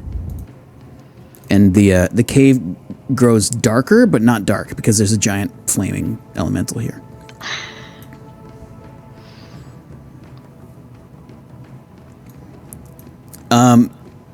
Zara, Kree, Chris Rahal. Actually, all of you just make a perception check for me. Getcha. 25. Nice. Well done. 21. Natural 20. 13. Very nice. What? I'm the brainy one. So Chris Rahal and Shellcorrect, you don't see it, but Zara and Kree definitely. You see, there might be something inside that crystal, but there's also a massive fire elemental sitting here, sort of stomping around, frustrated. Like, how do you want to proceed here? I would like to telepathically reach out to the fire creature, and I'm just gonna say, "Are you doing okay?" So you reach out telepathically, and there are no words to this being. You get a sense of relief. You get a sense of anger, frustration. And you actually get images of those crystals of light. And you just sense its desire to destroy them. That's enough for me. So Chris is not going to be very subtle. He's walking towards this thing, and he's just prepping his giant staff. Okay. He's gonna give each of you a brief look, just like There's something in there. boom. Strength check. Yep. And if it doesn't work, I will retry with rage. While he's doing that, I would like to cast Detect Magic. Should I do Sure. pure strength, or should I do Not the athletics? save. Strength check. Strength check. Just a strength check. No. Pure I'm asking strength. strength check or okay, got it. Strength check. Here we go. 19. All right. I'll get to that in 1 second. Zara, you cast Detect Magic. And there is magic all around in this room. It doesn't blind you or anything, but you sense a lot of different things here are magical. The crystal was providing a large magical effect, and is now you see that magical effect sort of fading back into where the crystal was. The elemental obviously is extremely magical. Other than that, like a lot of the little fires and things that you see in the area are that like they're not of the normal plane, so it's a magical Yeah. effect. So does it seem like the magic is from the crystal is disappearing? Yes. Or okay, so it's not like all coalescing back into the crystal to sit there. No, it's just fading away. Okay. All right, so Chris Rahal, you rolled a 19 on your strength check. Okay, that should be enough. However, your staff breaks. Shit. Do I do anything to the thing, or You do. Yep. It Okay. the crystal itself shatters, and weirdly, out tumble some bodies. Shit. The obelisk. are they roughly shaped like the ones that we were fighting a minute ago? No, they're roughly shaped like you. Oh. Shellcrack sighs, and he uses Mage Hand to pick up both pieces of Shellcrack's staff if it's on the ground. I mean, of Crystal Hall's staff, bring it over to him, and tries to cast Mending on it. Yep, that works. Aww. And It's a perfect use for the Nice. spell. Thank you. I look up at the fire elemental to see if it seems better or happier, or how does it feel about this just being shattered? It insight check, please. Will do. Zara is also doing this. You too, then. 20. Okay. 17. All right. You both notice that it definitely feels happier about the situation, and in fact, like with a great shake of its mighty flaming head, it just sort of actually starts moving around and grazing on the fire. So a lot of the little fires in the area just grazing on it like grass. That's so cool. Amazing. I'm gonna pick. I'm gonna pick one of the bodies that are strewn about, Mhm. and I'm just gonna use. Now that my staff is fixed, I'm gonna use Hurl Flame to just set one of them on fire. Okay. See if I can give him a little extra to munch on. It you mean our bodies or what are the Luxon bodies? The logs of bodies. Okay, Yeah, good. not our corpses. No, Sure. I'm So not that nuts. it notices, like it turns its big head to see it, and just turns back to what it was doing. Cool. Oh, well, who wants to start the touching? begin to become nervous. Now, every time we learn something more, this is just me. The only way is forward. So one of the things you notice is that this time there's only 3 bodies. Who? Which 3? It's going to who's be missing? Chris Rahal, Zara, and Shellcracked.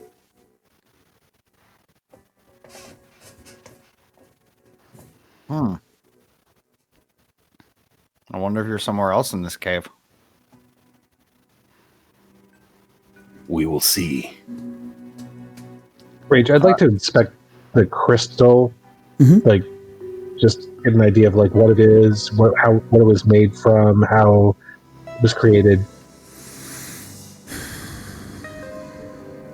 Give me an Arcana check, please. You move up and you start like picking up the crystals. You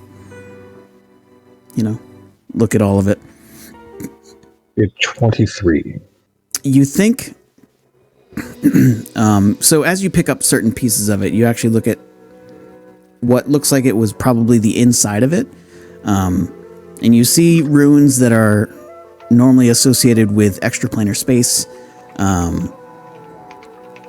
light, celestial beings, power sources. Let's see what else. Containment. Okay. Also, we need to go over what you want to do with the brain that you ate. So we need to rewind that a little bit. Sure, there's 2 brains. But you want to lump it all together, so I don't want to take too much time up. Yeah, that's fine. We'll just lump it all together. Okay. I'm really interested in seeing how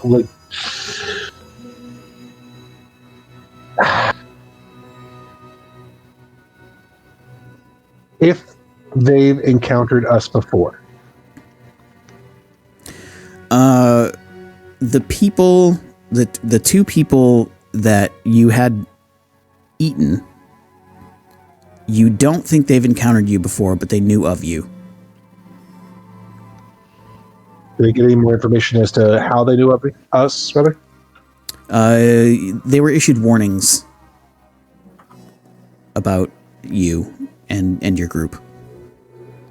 Do we know by their commanding officers or anyone in particular? You don't get an exact face, but you see feathers, you see golden hair. Okay.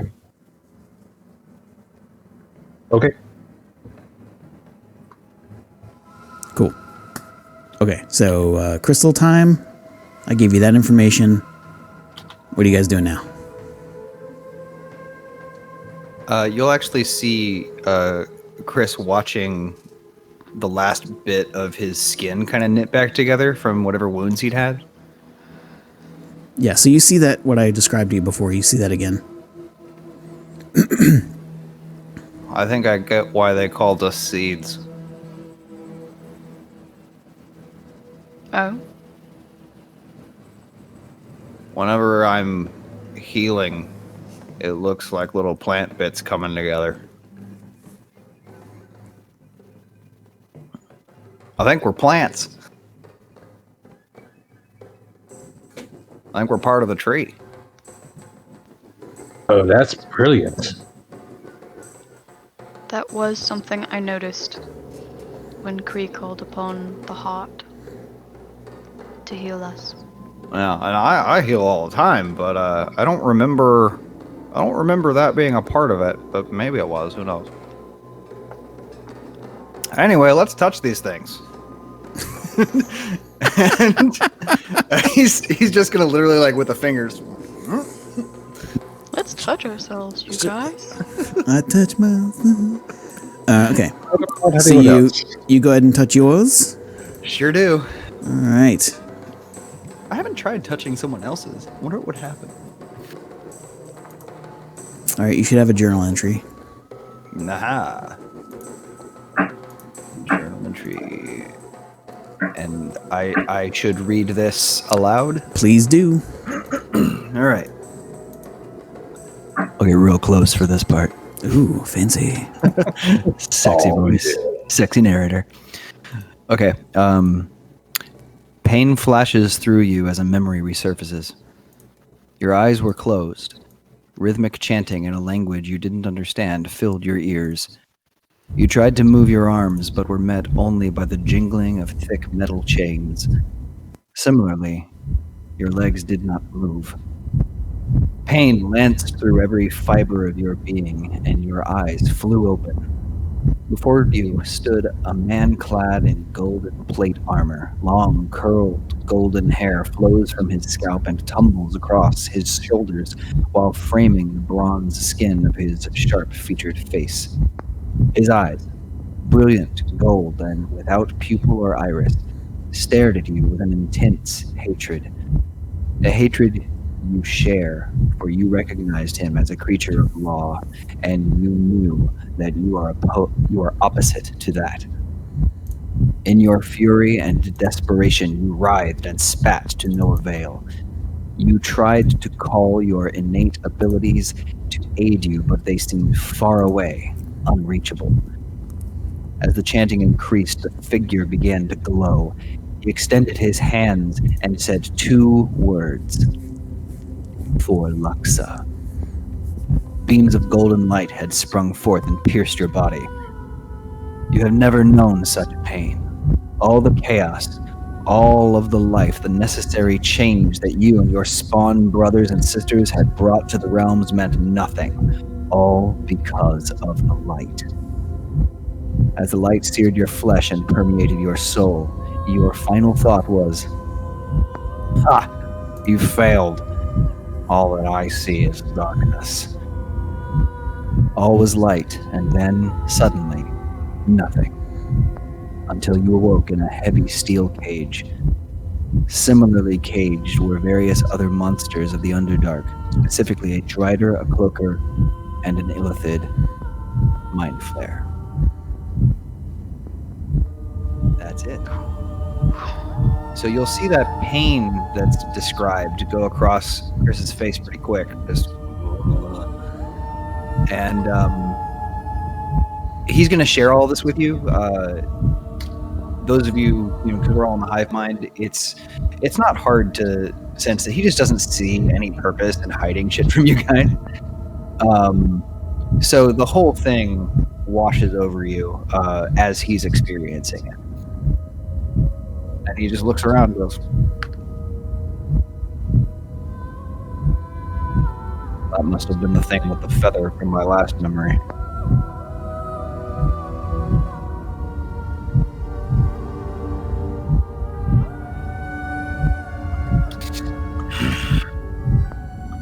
What does this mean to you?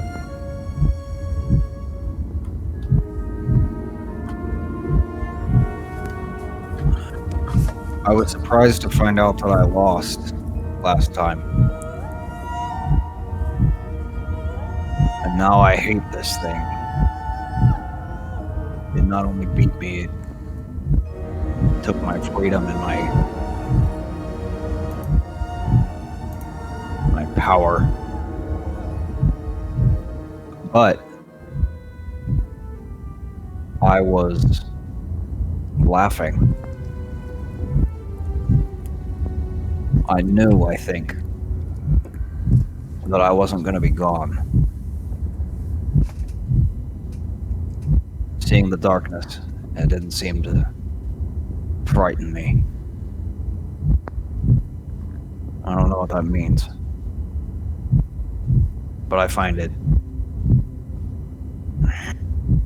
as encouraging as it is infuriating.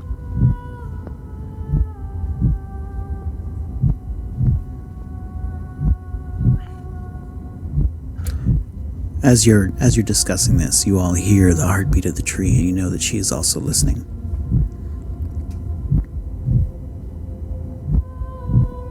It's almost like a request.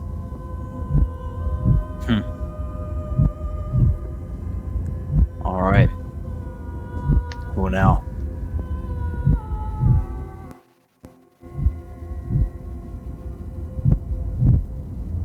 Shellcracker looks a little paler than normal. I find it both comforting and troubling that I feel so comfortable sharing this with a lot of you. But perhaps you can feel how trepidatious I am the more information we gain.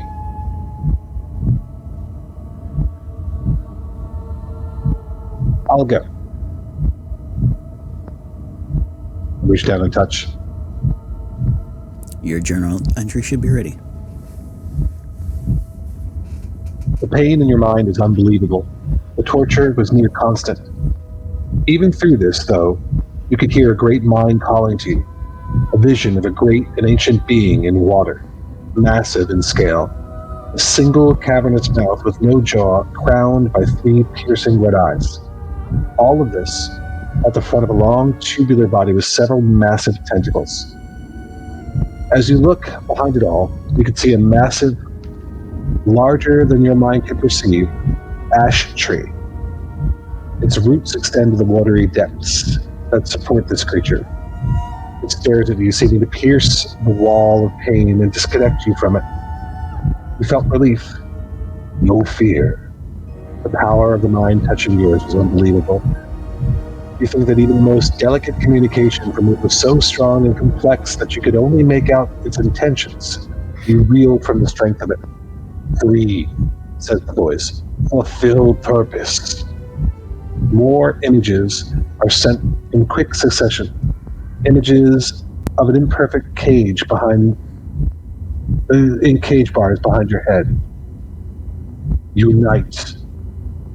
Images of the cloaker, the drider, the green slog by your side, destroying the forces of the Luxa, while in the branches of the massive tree of ash flood your mind. Your reply is simple, yes, and the powerful mind of the aboleth seems satisfied and retreats, leaving you to free yourself. You gently find the imperfection in your cage. After considerable strain and more pain, the golden circle clatters to the floor. You know a guard will come soon. At the noise, so you reach out to your would-be companions in an attempt to get them to help you when the time comes. They are suspicious. You know that these are usually solitary creatures. They were here now, though. You needed them, and they you. They agreed. Not long after the guard came to check the noise, his mind was small and simple, easy to dominate. It wasn't long before you had him open your cage and the others. You and the others fed well that day and made your escape.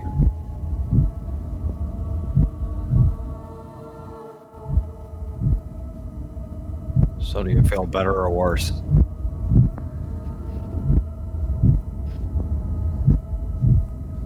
This aboleth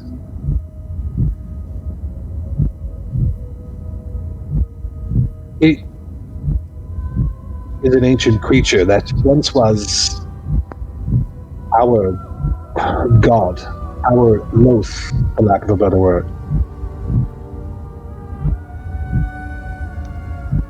It wished me to help bind us all together, which I think, at least in this incarnation, we have accomplished.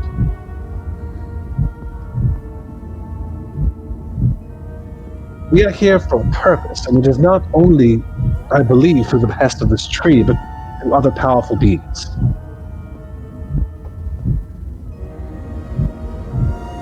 I feel that throughout the time that we have spent together, we have become more closely as one, yes? No. We have Did you become closer.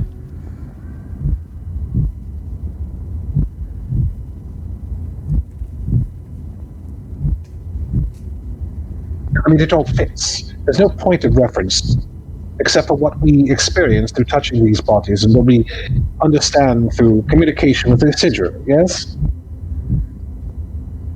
Yeah. Why is Kree's body not here? I don't know. But there's Perhaps more we of a have place not to searched. search. We're on the same page. Could you repeat what you said, Kree? Perhaps we have not searched, at least in the right place. This is, Only yes. fire. Sarah, would you like us to leave you while you inspect your body for privacy? If we're close, we will hear you. You're only here if I let you in.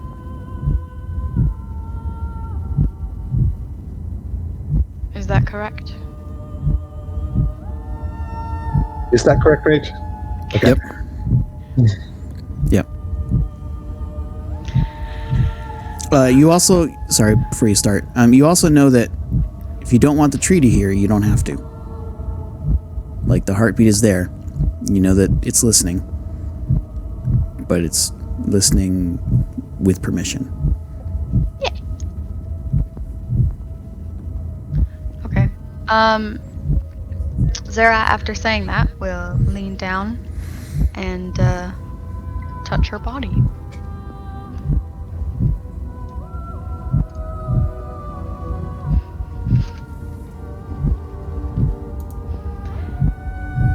Is my volume good?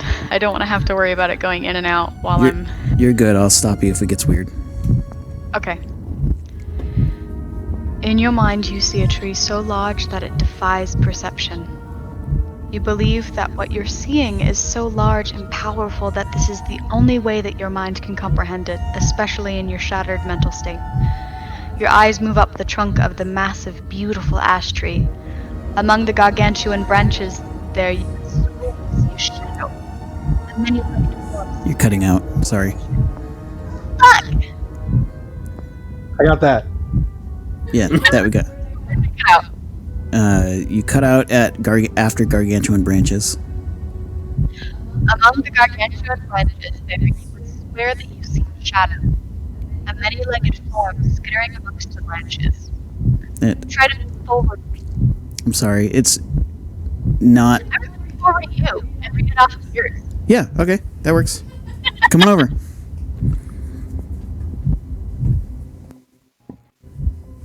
Well, that's convenient. Yeah, it's pretty She's convenient. there the whole time? She was there the whole time? She's in the house! She's in the house! Get out! Here, duck down a little bit lower. So where did it cut out? Right there. Okay. Among the gargantuan branches there, you would swear that you see a shadow, a many-legged form skittering amongst the branches. You try to move forward, but stumble on your new legs, all 8 of them. You stare down at your body in horror. A primal scream wells up inside of you, and you are forced to expel it into the air around you. In a rage, you scurry up the trunk of the tree. Your mind is full of questions, fury, and a need to hunt. The leaves of the great tree part before you. You see a plain of rocks with chasms and rocky gorges. Pits and craters dot the landscape, and a thick layer of webs covers everything. All of this is illuminated by a sickly green sun and a cloudy black sky above. The demon web pits are not a hospitable place. The shock at the sudden change of scenery calms you momentarily. As you try to take in the landscape around you, you hear a voice behind you. My chosen. The voice is smooth and silky. Dangerous. You spin quickly and see a massive spider. Its carapace sleek and black, shining slightly green from the 6th sun above. Each of the 8 legs ends in a razor-sharp point. Razor-like mandibles drip with hissing poison, and 8 glistening red eyes stare into you. The shadow behind her is that of a beautiful drow form. Do not despair. Look and know, she says, and one of her single massively sharp legs raises up and pierces your forehead. Ooh. Many images flashed before you in this vision. A cloaker, a mind flare, a green slod, yourself. Flash! A green tree made of ash whose branches touch and support all realms. Flash! Many images that seem to convey the passage of time. You view the world from afar. A perfect blue globe dotted with land masses. Days and nights fly by faster and faster, but the nights seem to get shorter and shorter until there are none. It seems to be the burning day at all times. Again, Loth's voice is heard in your mind. Look and know.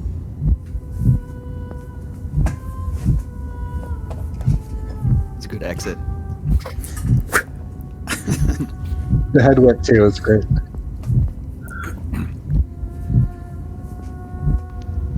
Okay, I'm back.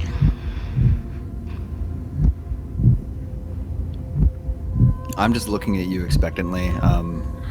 I've got a sense that you're not someone that I should pry on this. So I'm just gonna sit here and look at you. She'll start out not immediately sharing, but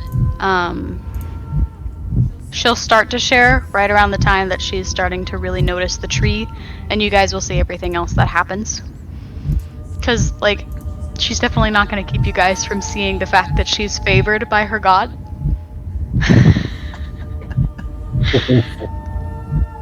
When she pulls her hand away,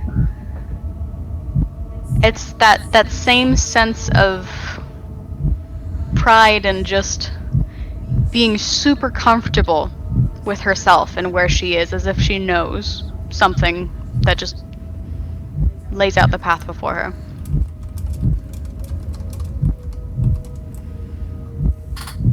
I was right. In our previous conversations about myself. And it seems that our respective gods and goddesses wanted us to come together, as you said, shall correct.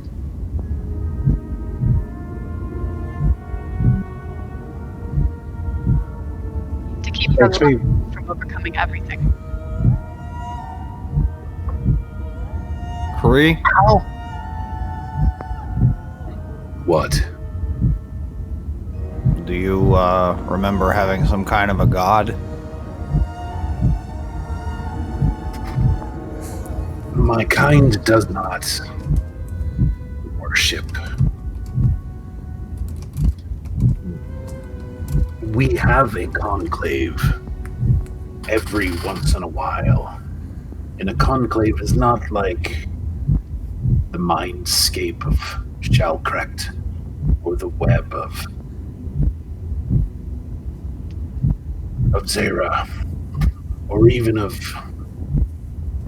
possibly your kind, Chris. My people are, my kind, are very solitary. We only gather when we need to pass information on to others, and then we go back to our hunting. Yeah. That just makes me think, because my kind doesn't really follow anything. I mean, we'll be together, we'll be apart, it doesn't matter. We just don't follow anything. We just do what we want, and it's wonderful. So, whatever drew us together, it only seems like two of us were sent by some kind of higher power. We're chosen by them or something. I think perhaps that is just the vehicle that they are given. Chris Rahal, give me an insight check. Uh-oh. Mental skills. Shall correct, what were you saying? I know very little about Los. However, I do know about the world-spanning empire of the Aboleth. What could possibly... Jesus Christ. For those Would you like of you to who- announce I rolled a 2. what? Yeah. Yeah, Chris Rahal has rolled a 2 on his insight check. He does not know anything. Which was a 3 for me. Yes! Sorry. Please continue with the actual roleplay. No, it's fine. It needs a moment. And what possibly could have been powerful enough, not just to challenge Loth or the power of the Abolethí, but to upset the entire balance of existence? That seems to be what has happened, yes? I mean, if that is the case, and it is so powerful, what can we do? I'm not given to despair, nor am I surrendering. I'm just trying to understand what lever we have to move worlds. I think that is more important. Not we are weak and do not have the strength to fight that which would challenge our gods, but why did they bring us here, and with what lever? From what I remember, Yggdrasil told us that Luxa invaded this world when it was not meant to, and made itself a god that people would worship. Oh, I didn't remember that. That is why Yggdrasil is in the state that it is in. I agree. I think that the all-encompassing light seeks to even blot out the darkness or the shadows or anything else in the heavens that is not of Luxa. Oh.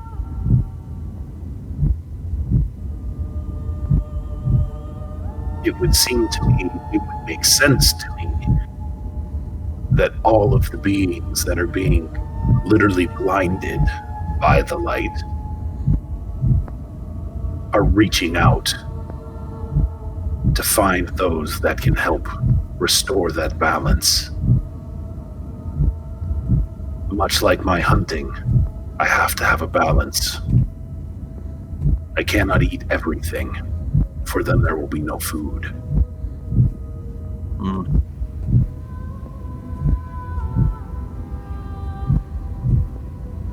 So,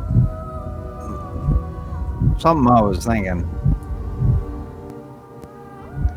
what went through my head before I got dead was that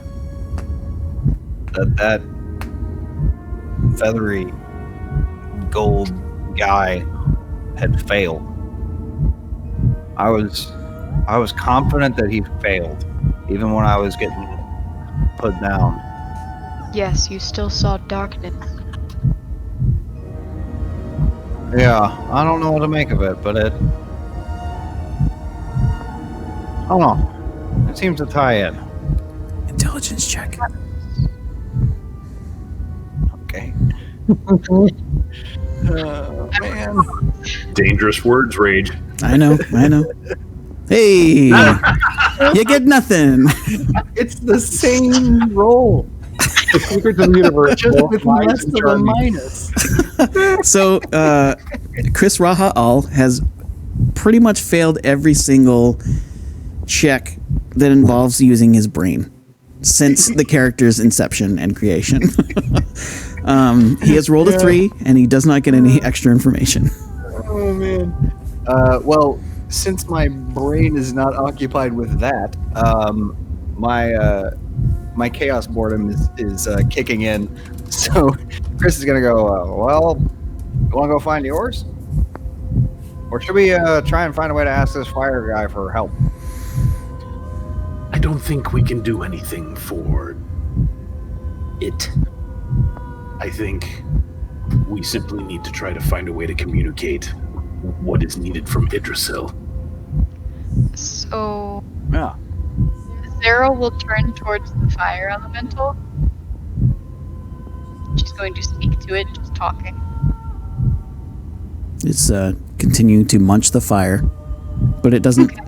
It doesn't seem alarmed by your approach. We need your assistance in the battle against the light. The tree of the world needs your assistance as well. They are the ones who led us here. We have already gained the assistance of earth and water. Will you help us as well?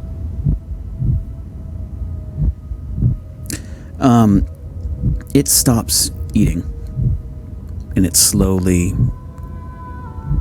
turns its massive head toward you, and as it does, you hear the crackling of its flames. One of its horns passes close to your face, and you can smell the ash, and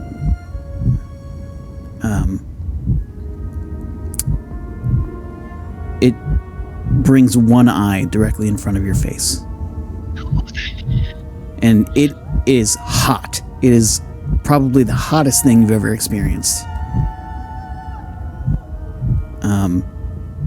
But it just stares at you for a moment.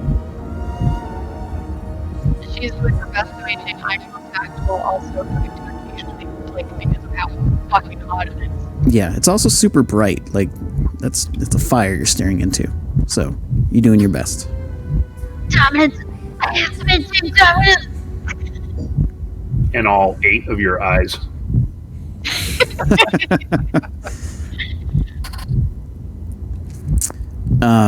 It seems to be just looking at you, maybe looking into you, assessing you. I don't put up any walls or barriers to get in the way. I just let it sense whatever it's looking for.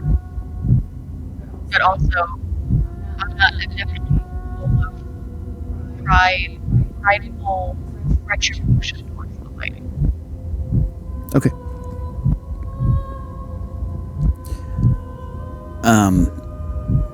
After what seems like a very long 2 seconds,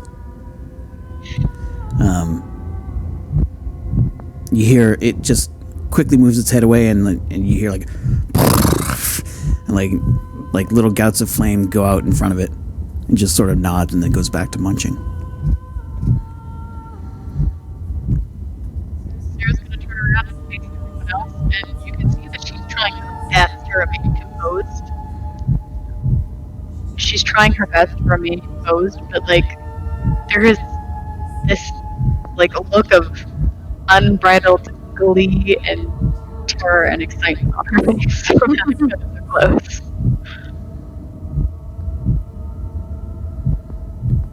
It seemed like it else too. Yes, it did. It did to me. Shellcrack's going to try to use his ability to detect thoughts to see where the fire elementals' predilections lie. So you don't, much like when Chris or Al tried it, you don't really get thoughts from this thing. It's a very, very primal thing. You, like, it doesn't think. You don't think it thinks.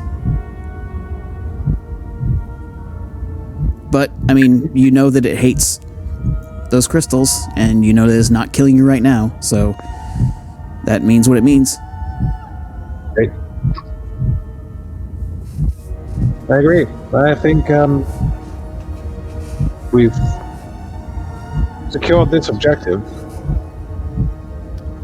Yeah, all we're missing is Creed's body. That may be fair. What'd you say? That may be fair. Yes, that's what I think as well.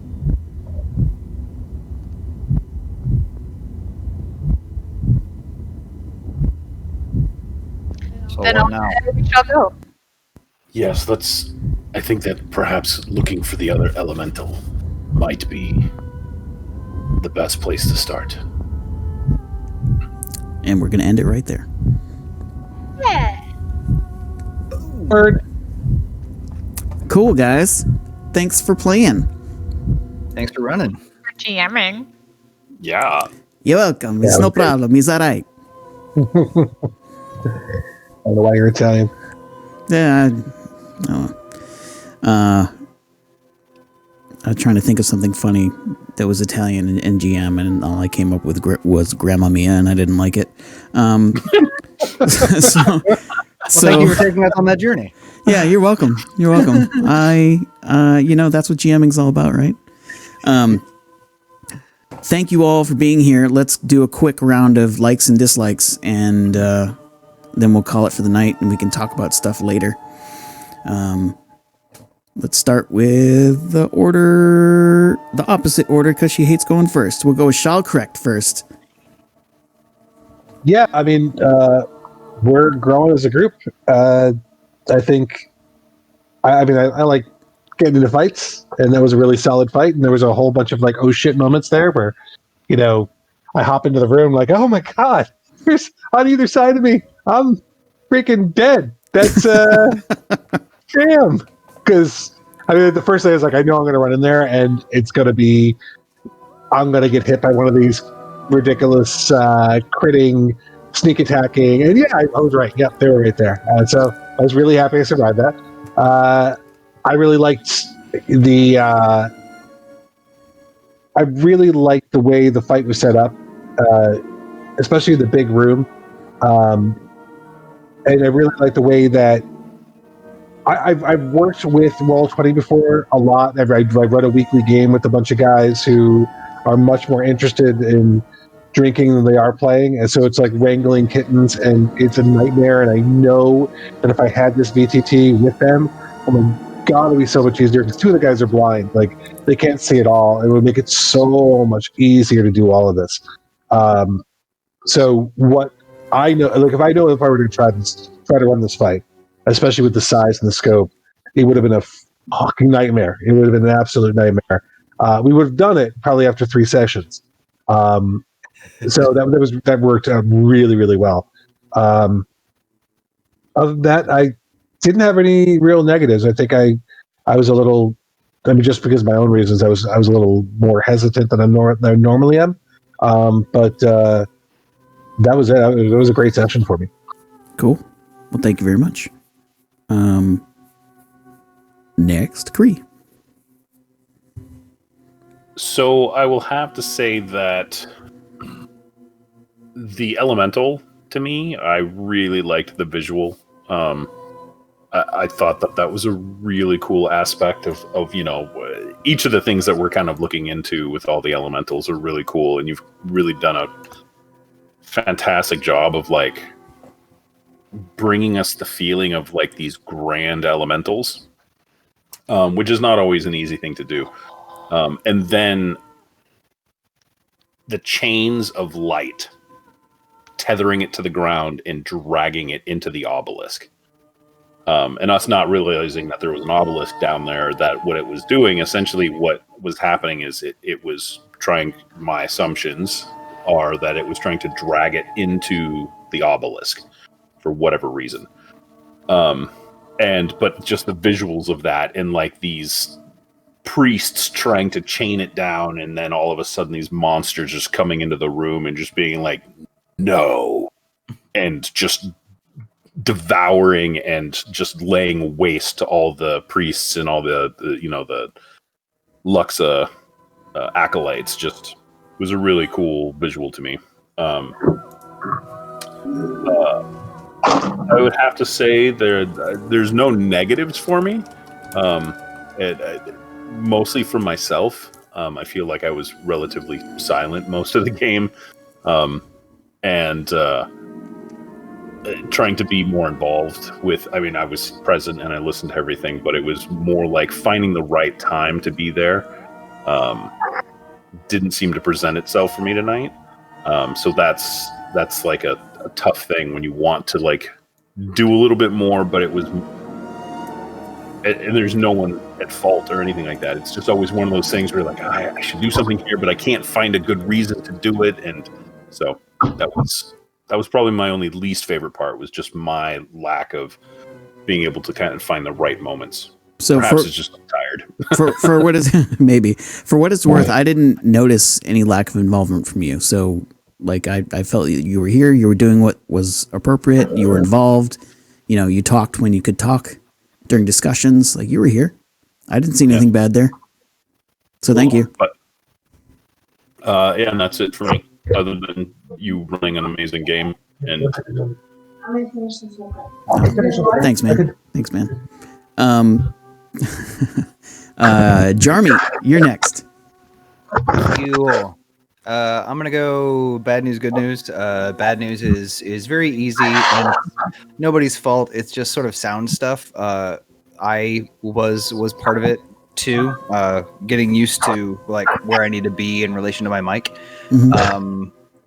But it was just like technical difficulties was the only like drawback. Yeah. So I'm gonna do a DM good and a player good. DM good is just broadly the whole concept of the game allows for so many cool things about playing D&D.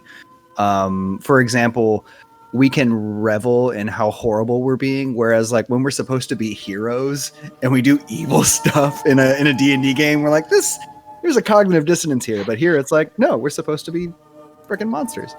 But it allows you a lot of fun, surprising angles for storytelling that would seem less surprising or interesting if we were playing a game of heroes.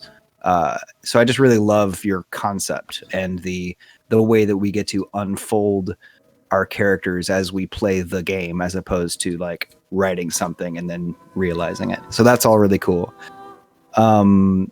Player stuff. I loved everything Zara this game. The descriptions of the magic, the makeup, get up, the whole thing is just really cool. And she does have my favorite quote of the night, which is, "I'm gonna beat up on this priest some more." Just lost my shit when I heard that. It was so funny. And it's in a nutshell, it's part of the joy. It's a great encapsulation of the joy of this particular game. Like, I'm just gonna beat on this priest a bit. Yeah. All right, that's me. Well, cool. I'm glad you liked the concept. It was. Well, let me rephrase that. I'm really glad that you all are into the concept that I was very unsure about, because I think I just picked the right players, because there are a lot of ways that this concept could go very, very badly and very wrong. And you guys have been open and receptive to it and very adaptive to what is a very strange situation for a player to be in, like knowing nothing, being a monster, but maybe not a monster, maybe, like, sort of, but yes, but no, I don't know. We're doing the right thing, maybe, no, I don't know. Like, it's all weird stuff like that. So thank you for being cool. You guys are great. But now, last but certainly not least, Golduga, what you got? Hi. Hi. So, can I do like one quick good thing about everyone? Absolutely. Like, Yeah, we got cool. time. So DM, this fire elemental was so fucking cool, and I wasn't expecting it to not be some vaguely generic elemental shape, because that's what the last two were. And like the fact that he doesn't talk is really cool. This was a great setup for a combat, and I really, really enjoyed it. Crete, fucking solid fucking move with that moan. Like, as much shit as I gave you for it, it completely changed the tide of the fight for how really it was did. going for us. Really did. Really, really did. That was, like, perfect. Shall correct. Listening to you talk with yourself and be like, I don't know, I don't feel really good about this, because you didn't do your usual spiel of like, I'm going to try and eat your brain now. Is that okay? Thank you for understanding. You didn't do that this time, and you're like, I feel dirty. I don't know. I could have came up from behind and ate the brain. That was just, I know it wasn't the best, but it was a really great, like, character-defining moment, in my opinion. It You was said it so much better than I could. and then Christopher Hall, finally seeing him like go, because we had like a little tidbit of it the last two sessions, but seeing him go from like the goofy chaos monster that's like trying to move plot forward out of game, but also in game, it's kind of like, I don't know what I'm doing. Everything I can go with the flow. Like this terrifying fucking monster that rips people apart and getting a taste for eating them. Kind of Yeah. the thing now. Well, thanks. I don't know if you saw, but I was trying to pantomime breaking off splinters of bone to pick my teeth with while you guys were talking. Having my own little fun over here. That's amazing. Thank you for that. Yeah, it's a lot of fucking fun watching each individual person bring their personal touch to their characters as they're playing. It's a lot of fun. As far as downsides go, my all of a sudden random fucking technological malfunctions that have never happened before. Yeah. Trying to figure that out. Yeah, we'll work on it later. Yeah. We'll talk later about this. Yeah, we will. Ooh. I need more laughter behind it. Yeah. Cool. I do have to give out huge props, to Luca for her costuming and makeup. Yeah. To me, like, it's become such a normal thing that I'm not even seeing it and appreciating it as much as it really deserves, because it's a step above like all of us, and it really kind of like somebody said something in chat and I saw it and I was like, the fact that it's just literally the makeup is always there, like it's become a state of like, that's my expectation is Luca's in makeup and she looks great, and it brings out what the character is, and that's your I feel LARPer. like yeah, Yeah. and it's exactly right. Like, being a LARPer, like, you tend to forget the amount of energy and effort people put into building a costume, and the mad props for the dedication to do something as strong as that. Like, that was just really cool. Yeah, dude, I remember when I met you first in game, at Magic, I was like, holy, and it's just a part of what you do, and it's awesome. And you bring it every week, and it's really, really cool. I think Lord Aelfric mentioned that we should do a costume day. It's just a shame that we didn't think of it until like we were already past the near Halloween game. Right. So Gemini Factor says that, or rather asked that if Jarmeat has a frog onesie. And I think you should own one, and if you don't, we should get you one so that you can wear it. I think there's got to be a Kermit outfit out there somewhere or something. I think Cree needs a Snuggie. Yes, Cree needs a Snuggie. Yeah. A gray Snuggie. And we'll just braid the heck out of your beard there. Yeah. Like I said, the Captain Lou Albano, we'll just get it. There are masks that have tentacles on them, which I don't wear in public because I have kids, but yeah, look at it. Nice. Well, now I gotta go frog hunting. Gemini Factor says that Shalkrek just needs to scarf down a bowl of noodles. Like egg noodle? Yes, you haven't come out. Yeah, it's so nasty, though. It's so gross. Oh, God. Eating with the kids, yeah. Okay. Well, this was awesome, guys. Thank you very much. Do you guys... I know it's Saturday night, right? Well, it's Sunday morning now, I guess. Do you guys want to stick around after I wrap things up to talk about the next date? Yeah. Okay, cool. I'm going to wrap things up, and I'll see you guys back in Discord in a couple minutes. See you soon. Everybody, come join Questline. Oh, yeah. Do that thing. Yeah, It works great. I'm so sorry, Yeah. Lord Elfric. I should be totally doing that. You're fine. I just want people to come join Questline. Yeah. Really. Post it on your people social media. know what it is. Tell your mom. Yeah, honestly, tell your friends. Like, bring everybody. Gemini Factor was a huge inspiration for some of the updates I made this week. It's that kind of, hey, I want to be able to play this game, or I want to be able to do this or that.